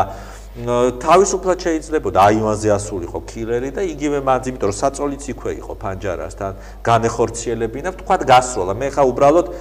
იმას წამოვჭრი, ასე ვთქვათ, ვერსიას მე არ ვამტკიცებ, ასე მოხდა მეთქი და არ დაიხვიონ ხელზე ეს როგორც შევიათ ხოლმე პროვოკატორებსა და ავანტიურისტებს ეს ყველაფერი, მაგრამ მე ვამბობ, რომ ეს იყო არაუსაფრთხო, არც მად, არც ჯაღრასში რომ დავათვალიერე მებონიების და ყველგან რატომღაც არის პრეზიდენტი ფანჯარასთან ძალიან ახლოს. მისი საძინებელი და საწოლი ოთახია, ესეთი არაფერი გამიგია მე. საინტერესოა, ბოლოს უკვე პრეზიდენტთან ახლდა მცირერიცხოვანი ჯგუფი დაცვისა. მათ შორის დიდი ადგილი ეკავა პრემიერ-მინისტრს ბესარიონ გუგუშვილს. პრემიერ-მინისტრი არ ვამტკიცებ, რა თქმა უნდა, ეხლა ჭორმართალია, 1000 კითხების უფლება ხომ გვაქვს, კეთი, აი ეს არის, რომ კითხვის უფლებაც არ აქვს თურმე. ამბობ რომ როგორ არის იცით მათი პოზიცია როგორ არ დაიჯერებთ და უდაიჯერებთ, როგორც იციან ხოლმე მაგათ თქმა და ჩვენ არ გვაქვს თურმე რაღაც საჩათირო კითხვის დასმის, იმიტომ რომ მაშინ უნდა გამოვიდნენ მოთმინებიდან და დაიწყონ ლანწვა გინება. ყველა ვარიანტში ეს იყო გამავალი ჭრილობა პრეზიდენტის მარჯვნიდან მარცხენა მხარეს დახრილი კუთხით, ახლა ეს ყველაფერი არ წამომიღია აქ დოკუმენტები, როსტოვის ისიც მაქვს მე ხელ. კი ბატონო, შემდეგ რომ შევხვდებით, მაშინ უფრო მომზადებელად და საერთოდ იქაც ახლა დათვალიერებული მაქვს ეს ყველაფერი ხიბულაში, იმიტომ რომ სისხლის ანაცხებისის ლაქებიც კი არსად არ არის შპალიერზე, რომელიც საწოლის არა და სინამდვილეში უნდა ყოფილიყო, ხო? ეს უნდა ყოფილიყო რომელია? ეს იცით როგორ უნდა ყოფილიყო? მარტო შპალი თავად პრემიერიც უნდა ყოფილიყო. რა თქმა უნდა, სისხლის კარგად მოსვრილი და შეწუწული, რომელიც არ იყო არანაირად პირიქით ის, როდესაც რამდენიმე საათის მერე საკუთარი თავის მოწესრიგების იყო დაკავებული და ამ დროს როდესაც სრული შოკი უნდა მიეღო ყველას და ესე იგი პატიოსად ადამიანს არ ვიცი ხა იქ რა დაემართებოდა ამ ყველაფერზე და ყვება რაღაც დღემდე არ არის გულა ისე თქვათ და მასრად სად არის არავინ არ იცის ეს არის ძალიან ეს ყველაფერი მე მაქვს ჩემი ასე ვთქვათ ვერსია რომელიც ბოლო პერიოდში უფრო ასე ვთქვათ მტკიცეთ ჩამომიყალიბდა მაგრამ ამაზე ჯერ თავს შევიკავებ იმიტომ რომ ვერ დავამტკიცებ უბრალოდ ეს ჩემი შინაგანის არის რა მოხდა რეალურად იმ ხიბულაში იმიტომ რომ მაინც მე იცით რა არის ყოველთვის წარმოშობს ახალ ჭორ მართალს ეს ყველაფერი და მიმდინარეობს მე ამის გარჩევა უამრავი არამკითხი ადამიანი ჩდება რომლებიც ამას აღრმავებს და როგორ არის იცით ეხა მე რა იმ ფილმსაც რო ვიღებდი და მანამდე ამ ჟურნალისტურ გამოძიებას ვაკეთებდი ისეთ ჭორ მართალს დაატრიალებენ ადამიანები და ისეთ მორევში მოაქცევენ ჟურნალისტს რომ იქიდან ამოსვლაც კი ჭირს მე და ვეღარ გაიგებ იქ რომელი მართალია და რომელი სიცრუე არის ეს შეგნებულად კეთდება ამას ჩაბმული არიან ეგრეთ წოდებული ვითომ ზვიად გამსახურდიას მომხრეებიც რომლებიც 1000 ვერსიებს ანვითარებენ ვითომ თვითმხილველები არიან რაღაცის ინამდვილეში იყო ესეთი ფაქტებიც რაღაც მე გაზეთში ვკითხულობდი რომ აი მე ვნახე ერთი ადამიანი ამტკიცებდა რაღაც როცა დავადექით თავზე მე უკან დაიხია რომ მე არ მინახი აბა რას წერდა ლოცვილო გაზეთში ამ ყველაფერს თუ ნახა როგორ სადღაც ჩაიყვანეს პრეზიდენტი როგორ მოკლეს რაღაც მე ვთხოვე ის ადგილი ეჩვენებინა ჩვენთვის მაგრამ მე უკან დაიხია ამ ყველაფერზე და მე რაღაც გადმოკეთებულად დაიწყო საუბარი ვერსია იცით რატომ არის რომ სხვა გამოკლეს და არა ხიბულაში რომ აეროპორტში მოკლეს ვიდრე აეროპორტს მე პირადად გამოვრიცხავ ჩემი ვერსიაა და ნუ რა ვინ შემეკამათებ ხა ამაზე გამოვრიცხავ ამ ყველაფერს უბრალოდ იცით რატო არის ეს ვერსია რომ ხიბულაში აი ეს სურათი რო ვერ მივიღეთ იქ რაც თვითკვლელობის შემთხვევაშიც უნდა მომხდარიყო და კვლელობის შემთხვევაშიც უნდა მომხდარიყო იმიტომ რომ რაღაც სხვანაირად არის ყველაფერი ეს ტრაექტორიები და ყველაფერი და თან იცით რა არის ეს სოფელი ჯიხაშკარი ისეთ ადგილას არის რომ იქ ცირე დრო არის ძალიან იქ ესე ვერ დასვავ რაღაცე ვერ ფრენს და ვერ გაიტაცებ ადამიანს ერთადერთი ის შესაძლებელი ყოფილიყო რომ ფიზიკურად დაეშავები და ზვიად გამსახურდია თავად ჯიხაშკარში როცა ჯონსონის სახლიდან წაიყვანეს ხიბულას მიმართულებით იმიტომ რომ იქ რატომღაც აი ეგეც გასარკვევი არის ხა ურწკაი აცხადებდა რომ ღამე მივიდნენ როცა შებინდებისას გავიდნენ და მე ადგილიც კი ლამის გადაზომილი მაგ ჯიხაშკარიდან ხიბულაში ფეხით სასიარულო შეიძლება იყოს საათი 1 საათი საათ ნახევარი ვთქვათ უხეშად მანქანით ნახევარი საათი 15 წუთი 3-4 საათი არის ასე ვთქვათ ინტერვალი რასაც კარლო ღურწკაია ამბობს და კარლო ღურწკაია იმასაც ძალიან უცნაურად აღწერს ზვიად გამსახურდეს ჩაცმულობას ანუ არ ემთხვევა ჯონსონ კვარაცხელიამ როგორ გააცილა ზვიად გამსახურდია რა ეცვა როგორ იყო კარლოს სხვა რამეს აღწერს ანუ ეს ყველაფერი არის მართლა საფუძვლიანად შესასწავლი რა მოხდა მივიდა თუ არა პრეზიდენტი ან თუ მივიდა რატო ვეღარ დგებოდა ფეხზე იმიტომ რომ კარლო მითხრა რომ უკვე იღლიებში ამოსდესო ხელებიო და თანხლებმა პირებმაო და ისე აიყვანესო მეორე სართულზეო და აღარც ამდგარა ოზვიად გამსახურდიაო საწოლიდან ანუ ის 28 დეკემბრიდან ისე რომ ის უკვე გარდაცვლილი არა გარდაცვლილი არა ფეხზე ვერ დგებოდა უბრალოდ ჯანმრთელობა ასე მძიმედ იყო ჯონსონის სახლში ასე მძიმედ არ ყოფილა და 15 თუ 1 საათიან ინტერვალში მოუვიდა, ესე უცბად ზույად გამსახურდიას, რომ ფეხზე ვეღარ დგებოდა და მეორე სართული თავის ფეხით ვეღარ ავიდა და საწოლში რომ დაწვა აღარც ამდგარაო, მითხრა კარლომ და მე ჩემი მეუღლე შედიოდაო, ქალბატონი ლუდმილა უკვე გარდაცვლილია სამწუხაროდ და იმასაც ეუბნებოდა, რომ საჭმოს უკვე ვეღარ ჭამდა ფაქტიურად, ასე ამბობეს ოჯახი, ესეც კიდე საკითხავი არის, რა თქმა უნდა და გამოძიების პრეროგატივა. თუმცა იმასაც იმიზეზებენ, რა ძალიან მაღიზიანებს გამომძიებლების რაღაც ნაწილი, ყოფილების თუ ახლების, რომ ძალიან დიდი პერიოდი არის გასული და აი რაღაც ართულებს ეს ყველაფერი. ეს არ არსებობს ეს, იმიტომ რომ შექმნან თავად პროფესიონალურ გამომძიებელთა ჯგუფი კრიმინალისტების და იმსჯელონ სულაც შესაძლებელია ესე მკვლელობა და თვითმკვლელობა რომ რასახით აი ამ ესეთ მდგომარეობაში რო ამბობენ ნახევრად მჯდომარე მდგომარეობაში აღმოაჩენეს ცხედარი რომელსაც იარაღი ეკავა ხელში სტეჩკინი აი ეს ყველაფერი ხდება რეალურად იმიტომ რომ თვითმკვლელობების მეტი რა აქვთ მაგათ პრაქტიკაში გამოცდილ გამომძიებლებსა და ექსპერტებს გულისხმობ და აი ეს ყველაფერი არ არის რთული საკითხი რომ ირაკლი ვერ გამოიძიონ რა თქმა უნდა ირაკლი მე მახსენდება ერთი ფაქტი სამწუხაროდ მე უკვე იმ პერიოდში იძულებით აღარ ვიყავი ჟურნალისტიკაში გახსოვთ ალბათ ჩემი გამოცემები და ჩემი სამსახურები რომელიც დამირბიეს 2005 წლის აგვისტოში და მე უკვე 2005 წლის სექტემბრიდან 2015 წლამდე აღარ ვიყავი ჟურნალისტიკაში მოკლედ და ამიტომ ასე ხდება ხოლმე ჩამოშორება ადამიანებს და იგივე ჩემი დაკავებაც იმიტომ იყო რომ ჟურნალი აღარ გამომეცა მერე და მე ძალიან კარგად მახსოვს როგორ შემოვაღო თქვენთან პირველად კარი მაშინ პრეს პრემიერის რედაქტორი ბრძანდებოდით ცოტაში არაპოლიტიკური თემა მქონდა მაშინ რაღაც აღებული აღარ მინდა დავაკონკრეტო და იმის დაბეჭდა მინდოდა თქვენთან ერთ-ერთი ადამიანის ბიოგრაფია მინდოდა დამებეჭდა და მერე გადავედი უკვე რამდენიმე სტატია უკვე პოლიტიკური იყო სხვადასხვა პროკურატურასაც ეხებოდა მერე კარგად მახსოვს ეს ამბავი და აგერ რამდენი წლის მერე სხვათა შორის აი საზოგადოება მიცოდეს პირველად ვარ ამ ყველაფრის მერე სტუდიაში და ძალიან გამიხარდა რომ თქვენ მაშინ გიხილათ ჩემი ფილმის პრეზენტაციაზეც ბრძანდებოდით აუცილებლად უნდა მოვსულიყავი ეგ სხვათა შორის ფილმის პრეზენტაციები იყო ზუგდიდშიც, ქუთაისში, გორში, წალენჯიხაში, და ძალიან დიდი წარმატებით ჩატარდა კიდე მინდა სხვათა შორის მიუხედავად იმისა რომ დრო არის უკვე გასული და სოციალურ ქსელში ძდევს ეს ფილმი მინდა რომ მაინც საზოგადოება აი კინოდარბაზებში იხილოს ეს ფილმი. ძალიან კარგი იქნება აგერ, რა ვიცი, ალბათ თუ ვინმე არის ეროვნული სულისკვეთება, თუ ვინმე შემორჩა კიდე აი ეს ეროვნული სულისკვეთება მე ვიძახი კინოთეატრების მფლობელებს, ხელმძღვანელებს, ეგება დაატრიალონ თუ არა და თქვათ კინოსახლში შეიძლება მოხდეს მისი ჩვენება, ნუ ჩემთან ახლა აი აგერ დამთავრდება თუ არა გადაცემა. მე რეგიონებში ძალიან მინდა რომ ეს აუცილებლად გავა, თქვენ კიდევ ერთხელ ნახავთ ამ ფილმს, მაგრამ აი მე ის კითხვა მინდოდა დამესვა რომ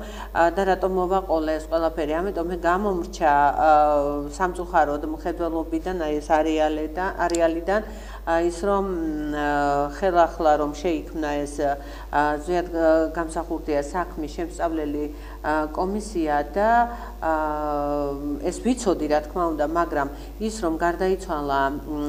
სხვათა შორის ერთ-ერთი ძალიან დიდი ქართველი პროფესიონალი თავისი საქმის ეს იყო პარლამენტის არა ერთგზის მოწვევის დეპუტატი და ეს იყო დიახ მიხეილ ოსაძეზე საგამოძიებო კომიტეტის თავმჯდომარე ბატონი მიხეილ ოსაძე იყო იმ კომისიაში და ის იყო ჩასული რუსეთში მოსკოვში ხო თუ არ ვცდები იგორ გიორგაძეს უნდა შეხვედრო და მე იმიტომ ვიძახი თუ არ ვცდები რომ ხო იქნება ერთი რამ აღნიშნო უცებ მიხეილ ოსაძე რა გიორგაძეზე ჩამოვარდა მიხეილ ოსაძე მოულოდნელად გარდაიცვალა ის სრულიად ზუსტად გამსახურდიას გარშემო ძალიან ბევრი საეჭო ფაქტით გარდაცვლილი ადამიანები საეჭოდ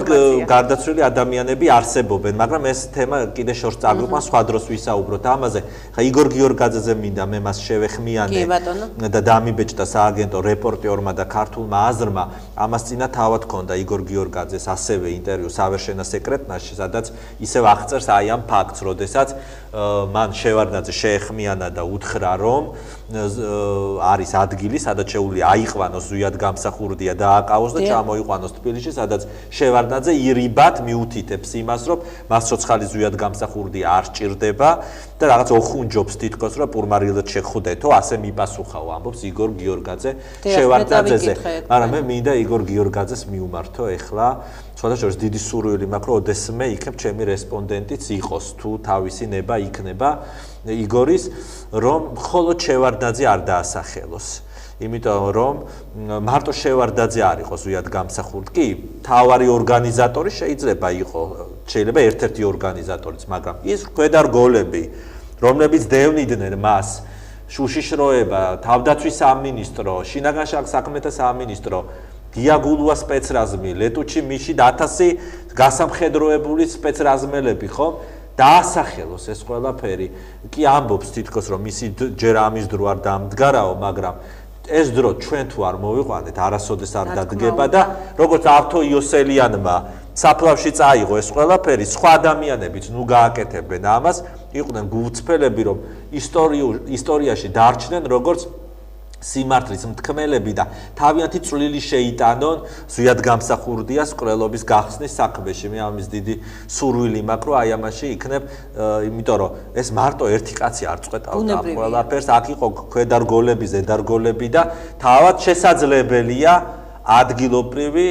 სამეგრელოს მკვიდრნი, რომლებიც აი იუდებივით იყვნენ გაყიდული, უბრალოდ ეგ არის, რომ იუდამ ბოლოს თავი ჩამოიხრჩოდა. მაგაც სინდისის ქენჯნა დღემდე არ აწუხებთ. მაგრამ დადგება დრო, რომ თვითონვე შეაწუხებთ სინდისის ქენჯნა, მაგრამ ვაი რომ გვიანი არ იყოს, იმიტომ რომ იქ მეორე ცხოვრებაში, სამუდამო განსასვენებელში, იქ აუცილებლად მათესულები მეტისმეტად შეწუხდებიან. ჩვენ ხშირად ცოტა დრო დაგვჭა დღეს ჩვენ მე მგონი და მოდით 26 მაისი დავასრულოთ. აუცილებლად მე კიდევ ვთხოვ დამატებას წუთების, ჩვენ გვაქვს ალბათ ამის შესაძლებლობა, ნამდვილად ვითხოვ მაპატიოს მაყურებელმა თუ გაგვიგრძელდა, მაგრამ ვფიქრობ რომ საინტერესო თემაა და ამიტომ ვამატებთ 10 წუთს და ჩვენ აუცილებლად 26 მაისს შევეხებით. მე უბრალოდ რა მინდოდა, იცი, ირაკლი, კითხვები არის, მინდოდა ძალიან რომ ამ გადაცემაში ცოტა მოკლედ მაინც შევხებოდით, მაგრამ დრო არ ყოფნის და ამიტომ მოდი დავსვამ კითხვას შემდეგი გადაცემისთვის. საჭირო იყო თუ არა ზույად გამსახურდიას ჩამოსვლა საქართველოში აი იმ პერიოდში და თუ არ იყო საჭირო, რატომ ჩამოიყვანეს და თუ იყო საჭირო, ვინ დაგეგმა მისი ჩამოსვლა, ეს ერთი. მეორე მისი ჩამოყვანა. შემდეგ მის ღალატში ბრალი ედებათ ადამიანებს. მოდით ერთი წამით შეგაწყვეტინებ, კეთი. თუმცა იმდენად ვცელი თემა არის, რომ ამაზე შეიძლება როგორც რიგით მოქალაქეს გქონდეს ჩემი პოზიცია, მაგრამ აი მოკლედ გეტყვით, რომ როდესაც ზույად გამსახურდიასთვის ძალიან რთული მომენტი იყო მაშინ, იმიტომ რომ ტერიტორიული მთლიანობის პრობლემა იყო, ყველაზე საშინელი, როდესაც შევარდნაძე აბარებდა აფხაზეთს მთლიანად კოლხეთის, აი უძველეს კუთხეს, როგორც ზვიადი იქ აცხადებს მე გალის მიტინგზე და როგორც მას ისე მშვიდი საიმით ვერ გაჩერდებოდა და შორიდან ვერ იქნებოდა მაყურებელი ამ ყველაფერს და აი რაც შეეხება იმ ღალატს და იმ გვარებს თქვენ რო ჩამოთვალეთ, მე მინდა დიახ, რა თქმა უნდა, მოდით მათ თვითონ გასცენ პასუხი, ან რაღაცა ესე თქვა ჯგუფი იყო ჟურნალისტებიც, რომლებიც დავსვათ კითხვას და გულწრფელად გვიპასუხებენ, იმიტომ ვამბობ მე რომ ყველაზე მაგარი ჟურნალისტიკაში, გინდა რესპონდენტი იყოს და გინდა კორესპონდენტი, არის ის, რომ გულწრფელი იყოს ადამიანი. აუცილებლად და ჩვენ გვაქვს ასეთი რუბრიკა სრულიად გულწრფელად და რამდენიმე რუბრიკას გავაერთიანებ, ქრონიკონს, ჟურნალისტური გამოძიება, ანუ ფეხსიადექით სასამართლო მოდის. დიახ, და ასევე აუცილებლად სრულიად გულწრფელად მე ჩაფიქრებული მაქვს და მე ძალიან მინდა რომ მოგიწვიო ირაკლი, არ ვიცი გინდა თანაწამყვანის რანგში, გინდა თქვათ როგორც რესპონდენტი, მე მინდა დისკუსია მოვაწყო, იმიტომ რომ არაერთგზის ყოფილან ჩემი რესპონდენტები ლოთი კობალია, გურამ ლაკია, გურამ აფსანძე, მაგრამ ახლა ყველა ერთად, იმიტომ რომ ეროვნული ფრთა დაიქსახსა, დაიშალა, რაღაცა გადანაწილდა, მე არ ვიცი ვინ არის და როგორ არის, ამიტომ მე მინდა რომ რამდენიმე ადამიანი შევკრიბო და ერთად დავსვათ. აგერ იწყება ეროვნული რაღაც შერიგების მომენტი, არ ვიცი, ასე თვლიან, ასე ამბობენ, ასე აანონსებენ ღმერთმა ქნას. ამაზე ჩვენ სხვა გადაცემაში მე შერიგებაზე არაფერი ჯერჯერობით არ გამიგია, მაგრამ ძალიან დიდი სურვილი მაქვს საერთოდ რომ მოხდეს ის, რომ ქართველ ერი იმედიანად იყოს ჩვენი მოშვეობით, ანუ ეროვნული ფლაგმანი კვლავ აღორძინდეს, როგორც უღალატო ადამიანების და ვინაიდან 26 მაისი გვიახლოვდება უკვე და ასეთი მერაბ კოსტავასი და თავისუფლების დღე. მერაბ კოსტავას დაბადების დღე. მერაბ კოსტავას დაბადების დღე ზვიად გამსახურდეს პრეზიდენტად არჩევით დღე, ასე ვთქვათ, გვინდა რომ ოპტიმისტურად დაავასრულო და დღე ძალიან რთულია წარუმართოთ, ვინაიდან აი თქვენ აღნიშნეთ რაღაც პრობლემები, რომ წარდგეს თქვათ ეროვნული რაღაც ჯგუფი, ფართო მასშტაბით არ გამოდის ეს სამწუხაროდ, მით უმეტეს დედაქალაქში, უფრო საზოგადოება თაწმინდაზე ალბათ პატივის მისაგებად ეროვნული გმირის, ასევე მერაბ კოსტავას სახლ-მუზეუმში და ეზოშიც გაიმართება ღონისძიება, მაგრამ მე აქცენტს ვაკეთებ, ასე ვთქვათ, ამ წელს ზუგდიდში, სადაც გადავწყვიტეთ ჩასვლა მე ალბათ პოეტმა თინათი მღვდლიაშვილმა, ყველასათვის ცნობილმა ადამიანებმა, ასე ვთქვათ, იგივე ბატონი ვახტანგ ლოდიკობალია იქნება იქ, ალბათ გურამ ლაკიაც იქნება და ასე ვთქვათ, გადავწყვიტეთ, რომ ზუგდიდელების წინაშე წავდგეთ და იქ აღნიშნოთ უფრო, ასე ვთქვათ, ფართო მასშტაბიანად ეს ღონისძიება, იმედი მაქვს, რომ ეს გამოვა და ხელისშემშლელი პირობები არ იქნება ამაზე და ბოლოს მინდა დავასრულო იმით, რომ აი 26 მაისს, ყოველთვის მაისს წარმოსახვაში არის ხოლმე ეროვნული შინდისფერი დროშა ხოლმე ყველაზე. მართლა, აი ახლა ერთი წუთის ვითხოვ ახლა რომ ერთი წუთი შეჩერდე და ჩვენ ეკრანზე აუცილებლად ეთერში ბატონ ირაკლის სიურპრიზი ელოდება. ეს არის ჩვენთვის ყველაზე საინტერესო მომენტი, როდესაც ქართული შინდისფერი ეროვნული დროშა აგერ უკაცრავად? აგერ არის, გავშალოთ. აი აგერ. და აი ამ დროშის ქვეშ გაერთიანებული იყოს და გაძლიერებული იყოს საქართველო. ამინ და მე მინდა რომ საჩუქრად ბატონო ირაკლი. უღრმესი მადლობა, ეს დროშა არის ჩემთვის ყველაფერი. არა მარტო ასე ვთქვათ, სახელმწიფო სიმბოლიკა, არამედ ძალიან, აი როგორ გითხრათ, ვერ გამოვთქვავ ეხლა იმ გრძნობებს, ჩემთვის რა არის, მით უმეტეს ეხლა ესეთი საჩუქარი ჩემთვის არის ყველაზე ძვირფასი რამ და ეს არის, ასე ვთქვათ, მეორე საჩუქარი არის ესა, ეხლა მინდა საზოგადოებას უბრალოდ მოკლედ უთხრა, რომ იმაში არსებობს ესეთი ემიგრანტი დათო კვარაცხელია, ვარნაში ცხოვრობს სოხუმელი კაცი, რომელმაც ასე ვთქვათ, სოხუმის დაცემის თუ ჩაბარების შემდეგ ვერ გაძლო სხვა ქვეყნებში ვერსად, სადაც ზღვარი მხოლოდ იქ შემიძლიაო სოხუმის დიდი ნოსტალგიის გამო და მას ჰქონდა დროშა, მაშინდელი სოხუმში მყოფი ეროვნულ განმათავისუფლებელი მოძრაობის და აი ამდენი მრავალი 2000 წელი ინახავდა ბულგარეთში ამ დროშას და როდესაც სტუმრად ჩამოვიდა თბილისში, ის დროშა ჩამოიტანა და მისახსოვრა მე ეს დროშა, რომ როგორც მომავალი თაობაო და როგორც ასე ვთქვათ,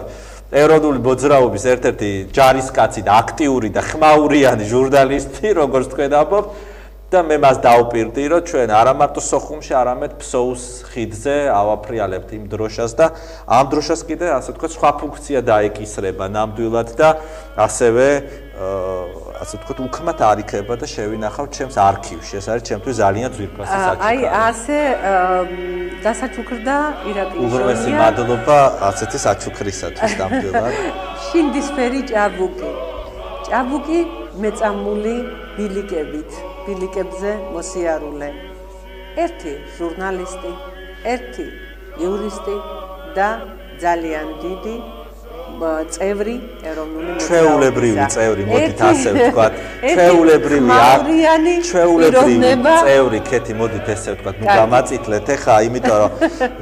მინდა დავამატო ქეთი კიდევ ერთი ასე ვთქვათ, გასახსენებელი დროშასთან დაკავშირებით. ფაქტიურად დროშა, აი ეს დროშა, ეროვნული დროშა, რომელიც მე დღესაც ვაღიარებ სახელმწიფო სიმბოლიკად, ანტიკვარულ მაღაზიაში იყიდება უკვე, ანუ იშვიათობა გახდა სამწუხაროდ ეს დროშა და როდესაც აი ამ გზა გავიარე, იქ ფილმშიც არის ეს მომენტი, რომ ჯიხაშკარში, აი ამ საშინელ ტრაგიკულ ადგილას, სადაც ზვიად გამსახურდია იყო დაკრძალული ზარანდიების სადურგლოში, და იქ არის ასე ვთქვათ მარმარილოს ქვა და მერაბ კოსტავას ლექსი, აი სადაც ესე ვთქვათ ზვიაც უძღვნის ამ ლექსს, სადაც აი იქ გავაკარი დროშა, დავტოვეთ უпростоრეთ იქ დროშა სიმბოლოდ, რომ იქ ყოფილიყო. შემდეგში გაირკვა, რომ ის დროშა ვიღაცას წაუღია იქიდან. მე როგორც გავარკვიე, უშიშროების თანამშრომლები მისულან ისევ ზარანდიებთან ეთყობა უფრთხიან იქ, რომ რა კითხვები დასვა ირაკლიშონიამ, რა სიძიებს აქ და ეს ხელს გააყოლეს. იმდენად გაუბრაზდი აი ამ ყველაფერზე, რომ ხელახლა შევიძინე აი ესეთი დროშა და ჩავედი ჯიხაშკარში და იქ სადაც იყო ზვიად გამსახურდია თვეზე მეტი დაკრძალული, ჩემგან მეც ვერაფერს ვეღარ გავუკეთებ მე ჩემს პრეზიდენტს, აი სახსოვრად დავტოვე აი ესეთი დროშა, გავაკარი იქა ლელა გაბელიასთან და ბეჟან გვაზავასთან ერთად და დღესაც აი იმ სადურგლოში არის აი ესეთი დროშა, იქ გარემონტდა ის სადურგლო, ადგილობრივმა ხელისუფლებამ იქ ასე ვთქვათ რეკონსტრუქციული სამუშაოები ჩაატარა და იმედი მაქვს ვიხილავ, მე ჯერ არ მინახია, მაგრამ ეს დროშა როგორც სიმბოლო იქ ასე ვთქვათ არის დღესაც გაკრული ჩემგან ზვიად გამსახურდიას. ძალიან მაგარია, გაიხარე ირაკლი. და ახლა იმდენჯერ ითქვა აქ ჯიხაშკარი, რომ როდესაც ვახტანგ ნოდიაძე გავაკეთე გადაცემა, იქ ჩავწერე ვახტანგ ნოდიას ძმის შვილი, პატარა ლაზარე ლოლაძე, რომელიც სწორედ აი ამ ჯიხაშკარზე თინათინ მღვდლიაშვილის ლექსს კითხულობს და მე მინდა რომ მაყურებელმა აგერ მონიტორზე ნახოს ეს ლექსი. ჯიხაშკარში შაშვი გალობს მაფშალია ოდიში, ვერვინი დასცემს სამეგრელოს, მტერთან დიდი ბოდიში. ეს მწვანე გორაკები, ჭრელა ჭრულა ქედები, დადიანის ნაბაღნარში, ტრედები და გედები. ტყაშმაფა დაო ჩოკოჩი, ზღაპრები და ოდები, მან ცხვარკარის ლურჯ გორაზე, მარმარილოს ლოდები, მარმარილოს ლეგენდები, მარმარილოს ბიჭები, მიწა აზგზის საფიცარი, უფლის დანა ბიჯები. სამეგრელო, საქართველოს სიმღერა და მითია, ზის სარკმლიდან პეიზაჟებს ხატავს გოჩა ჯიქია, ჩხოუშიას ცისფერ სივრცეს ნეტა ვინუ ნანაბა, პონტოს ზღვიდან თბილისის ზღვას უცქერს ნუგზარ შანავა. სამეგრელო მტერს და მომხდურს ვიციარე პუები, ღამეს თეთრად გითენებენ ძმები ესე ბუები, ძმები ვაწაძეები და რო გავადაბულია, ზვია ძაზა ბესო მერაბ ედემ და გარგულია. მტრები ისევ სისინებენ, მიდიან და მოდიან, ცხენის წყალთან ვერ ისვენებს ალბათ ვახტანგ ნოდია. ტყეში ისევ იმართება საიდუმლო სერობა, მაგრამ იცავს სამეგრელოს ქრისტეს დიდი მხედრობა. მაგრამ მაინც გათენდება დილა თვალებ მზიანი და აღსავლის კარ შეაღებს რომან ბენდელიანი. მაგრამ მაინც იზეიმებს მუხა სამოდე აწვდილი და იმღერებს ოდოიას სენაკი და მარტვილი.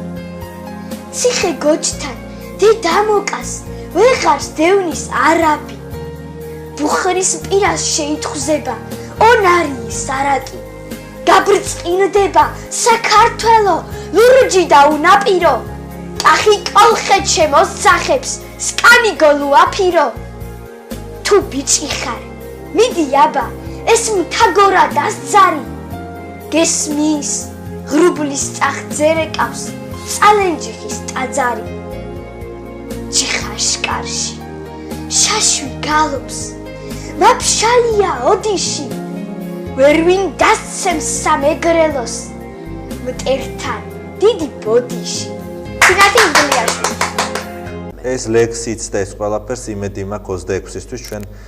წაიკითხავს თავად პოეტი თინათინ მღვდლიაშვილი ჯიხაშკარში. რა თქმა უნდა ვიცი რომ წაიკითხავს. და რა მომავალშიც აი რასაც ჩემი გონება და გული მიკარნახებს იმას გავაკეთებ ჩემი ქვეყნისთვის, ჩემი სამშობლოსათვის და აი ამ დროშისთვის. აი ამ დროშისთვის. სამშობლოზე შეყვარებული ადამიანი ბიჭო შავლეგო. ეს მე ძალიან მიყვარს. შავლეგ შენი შავი ჩოხა, შავლეგო. ღმერთმა შავლეგოები უმრავლოს საქართველოს მე გილოცავ მოგვიანებით გიორგობას გილოცავ ასევე ანდრია პირველწოდებულის შემობრძანების დღეს საქართველოში და რა თქმა უნდა 26 მაისს აი იმ სიმბოლოს რომელსაც ჩვენი ბიჭო შავლეგოს დიდი მადლობა ასევე გილოცავთ თქვენკეთი და ულოცავ სრულიად საქართველოს 26 მაისს ასე ვთქვათ, მოდი ასე ვთქვათ, ზვიად გამსახურდიას და მერაბ კოსტავას დღეს. რა თქმა უნდა, მე არ ვიცი, მეტი აღარაფერი არ მესმის. საუკეთესო სურვილებით, გემშვიდობებით და იმედი მაქვს, რომ კიდევ შევეხმიანებით ერთმანეთს და კიდევ წარვდგები საზოგადოების წინაშე და დანარჩენს, რასაც გავაკეთებ, ამის მოწმე და მომსწრე იქნება საზოგადოება და ქართველმა ერმა შეაფასოს ჩვენი ასე ვთქვათ ქმედებები და საქმიანობა. ჩვენ კი ამ ეთერში დღევანდელ გადაცემაში უამრავი მოთხოვნა დავაყენეთ სამართალდამცავი ორგანოების მიმართ და ასევე იმ შესაბამისი სტრუქტურების მიმართ, რომლებიც ვალდებულნი არიან კანონის წინაშე გამოიძიონ ეს საქმე, რომელიც აქამდე ტაბუდადებული და საერთოდ გაუხმაურებელი და მტვერ დადებული დაიდო და დღემდე დევს ჩვენ ამის საშუალებას არაფრით არ მივცემთ, იმიტომ რომ ეს არის ასე ვთქვათ ჩვენი პრიორიტეტული თემა სამართლიანობისათვის აი ამ გზაზე, ბრძოლის გზაზე და ჩვენ ჟურნალისტები ჩვენ სიტყვასაც ვიტყვით და თუ საჭიროა პროტესტიც გვექნება, რომელიც არაერთგზის გამო მიხატია მე პირადად. რა თქმა უნდა, მადლობა ირაკლი. უღრმესი მადლობა და მომავალ შეხვედრამდე ჩვენ. და ახლა კი იღილეთ ფილმი გზა თავისუფლებისაკენ. სცენარის ავტორი და რეჟისორი ირაკლი შონი. Aldık.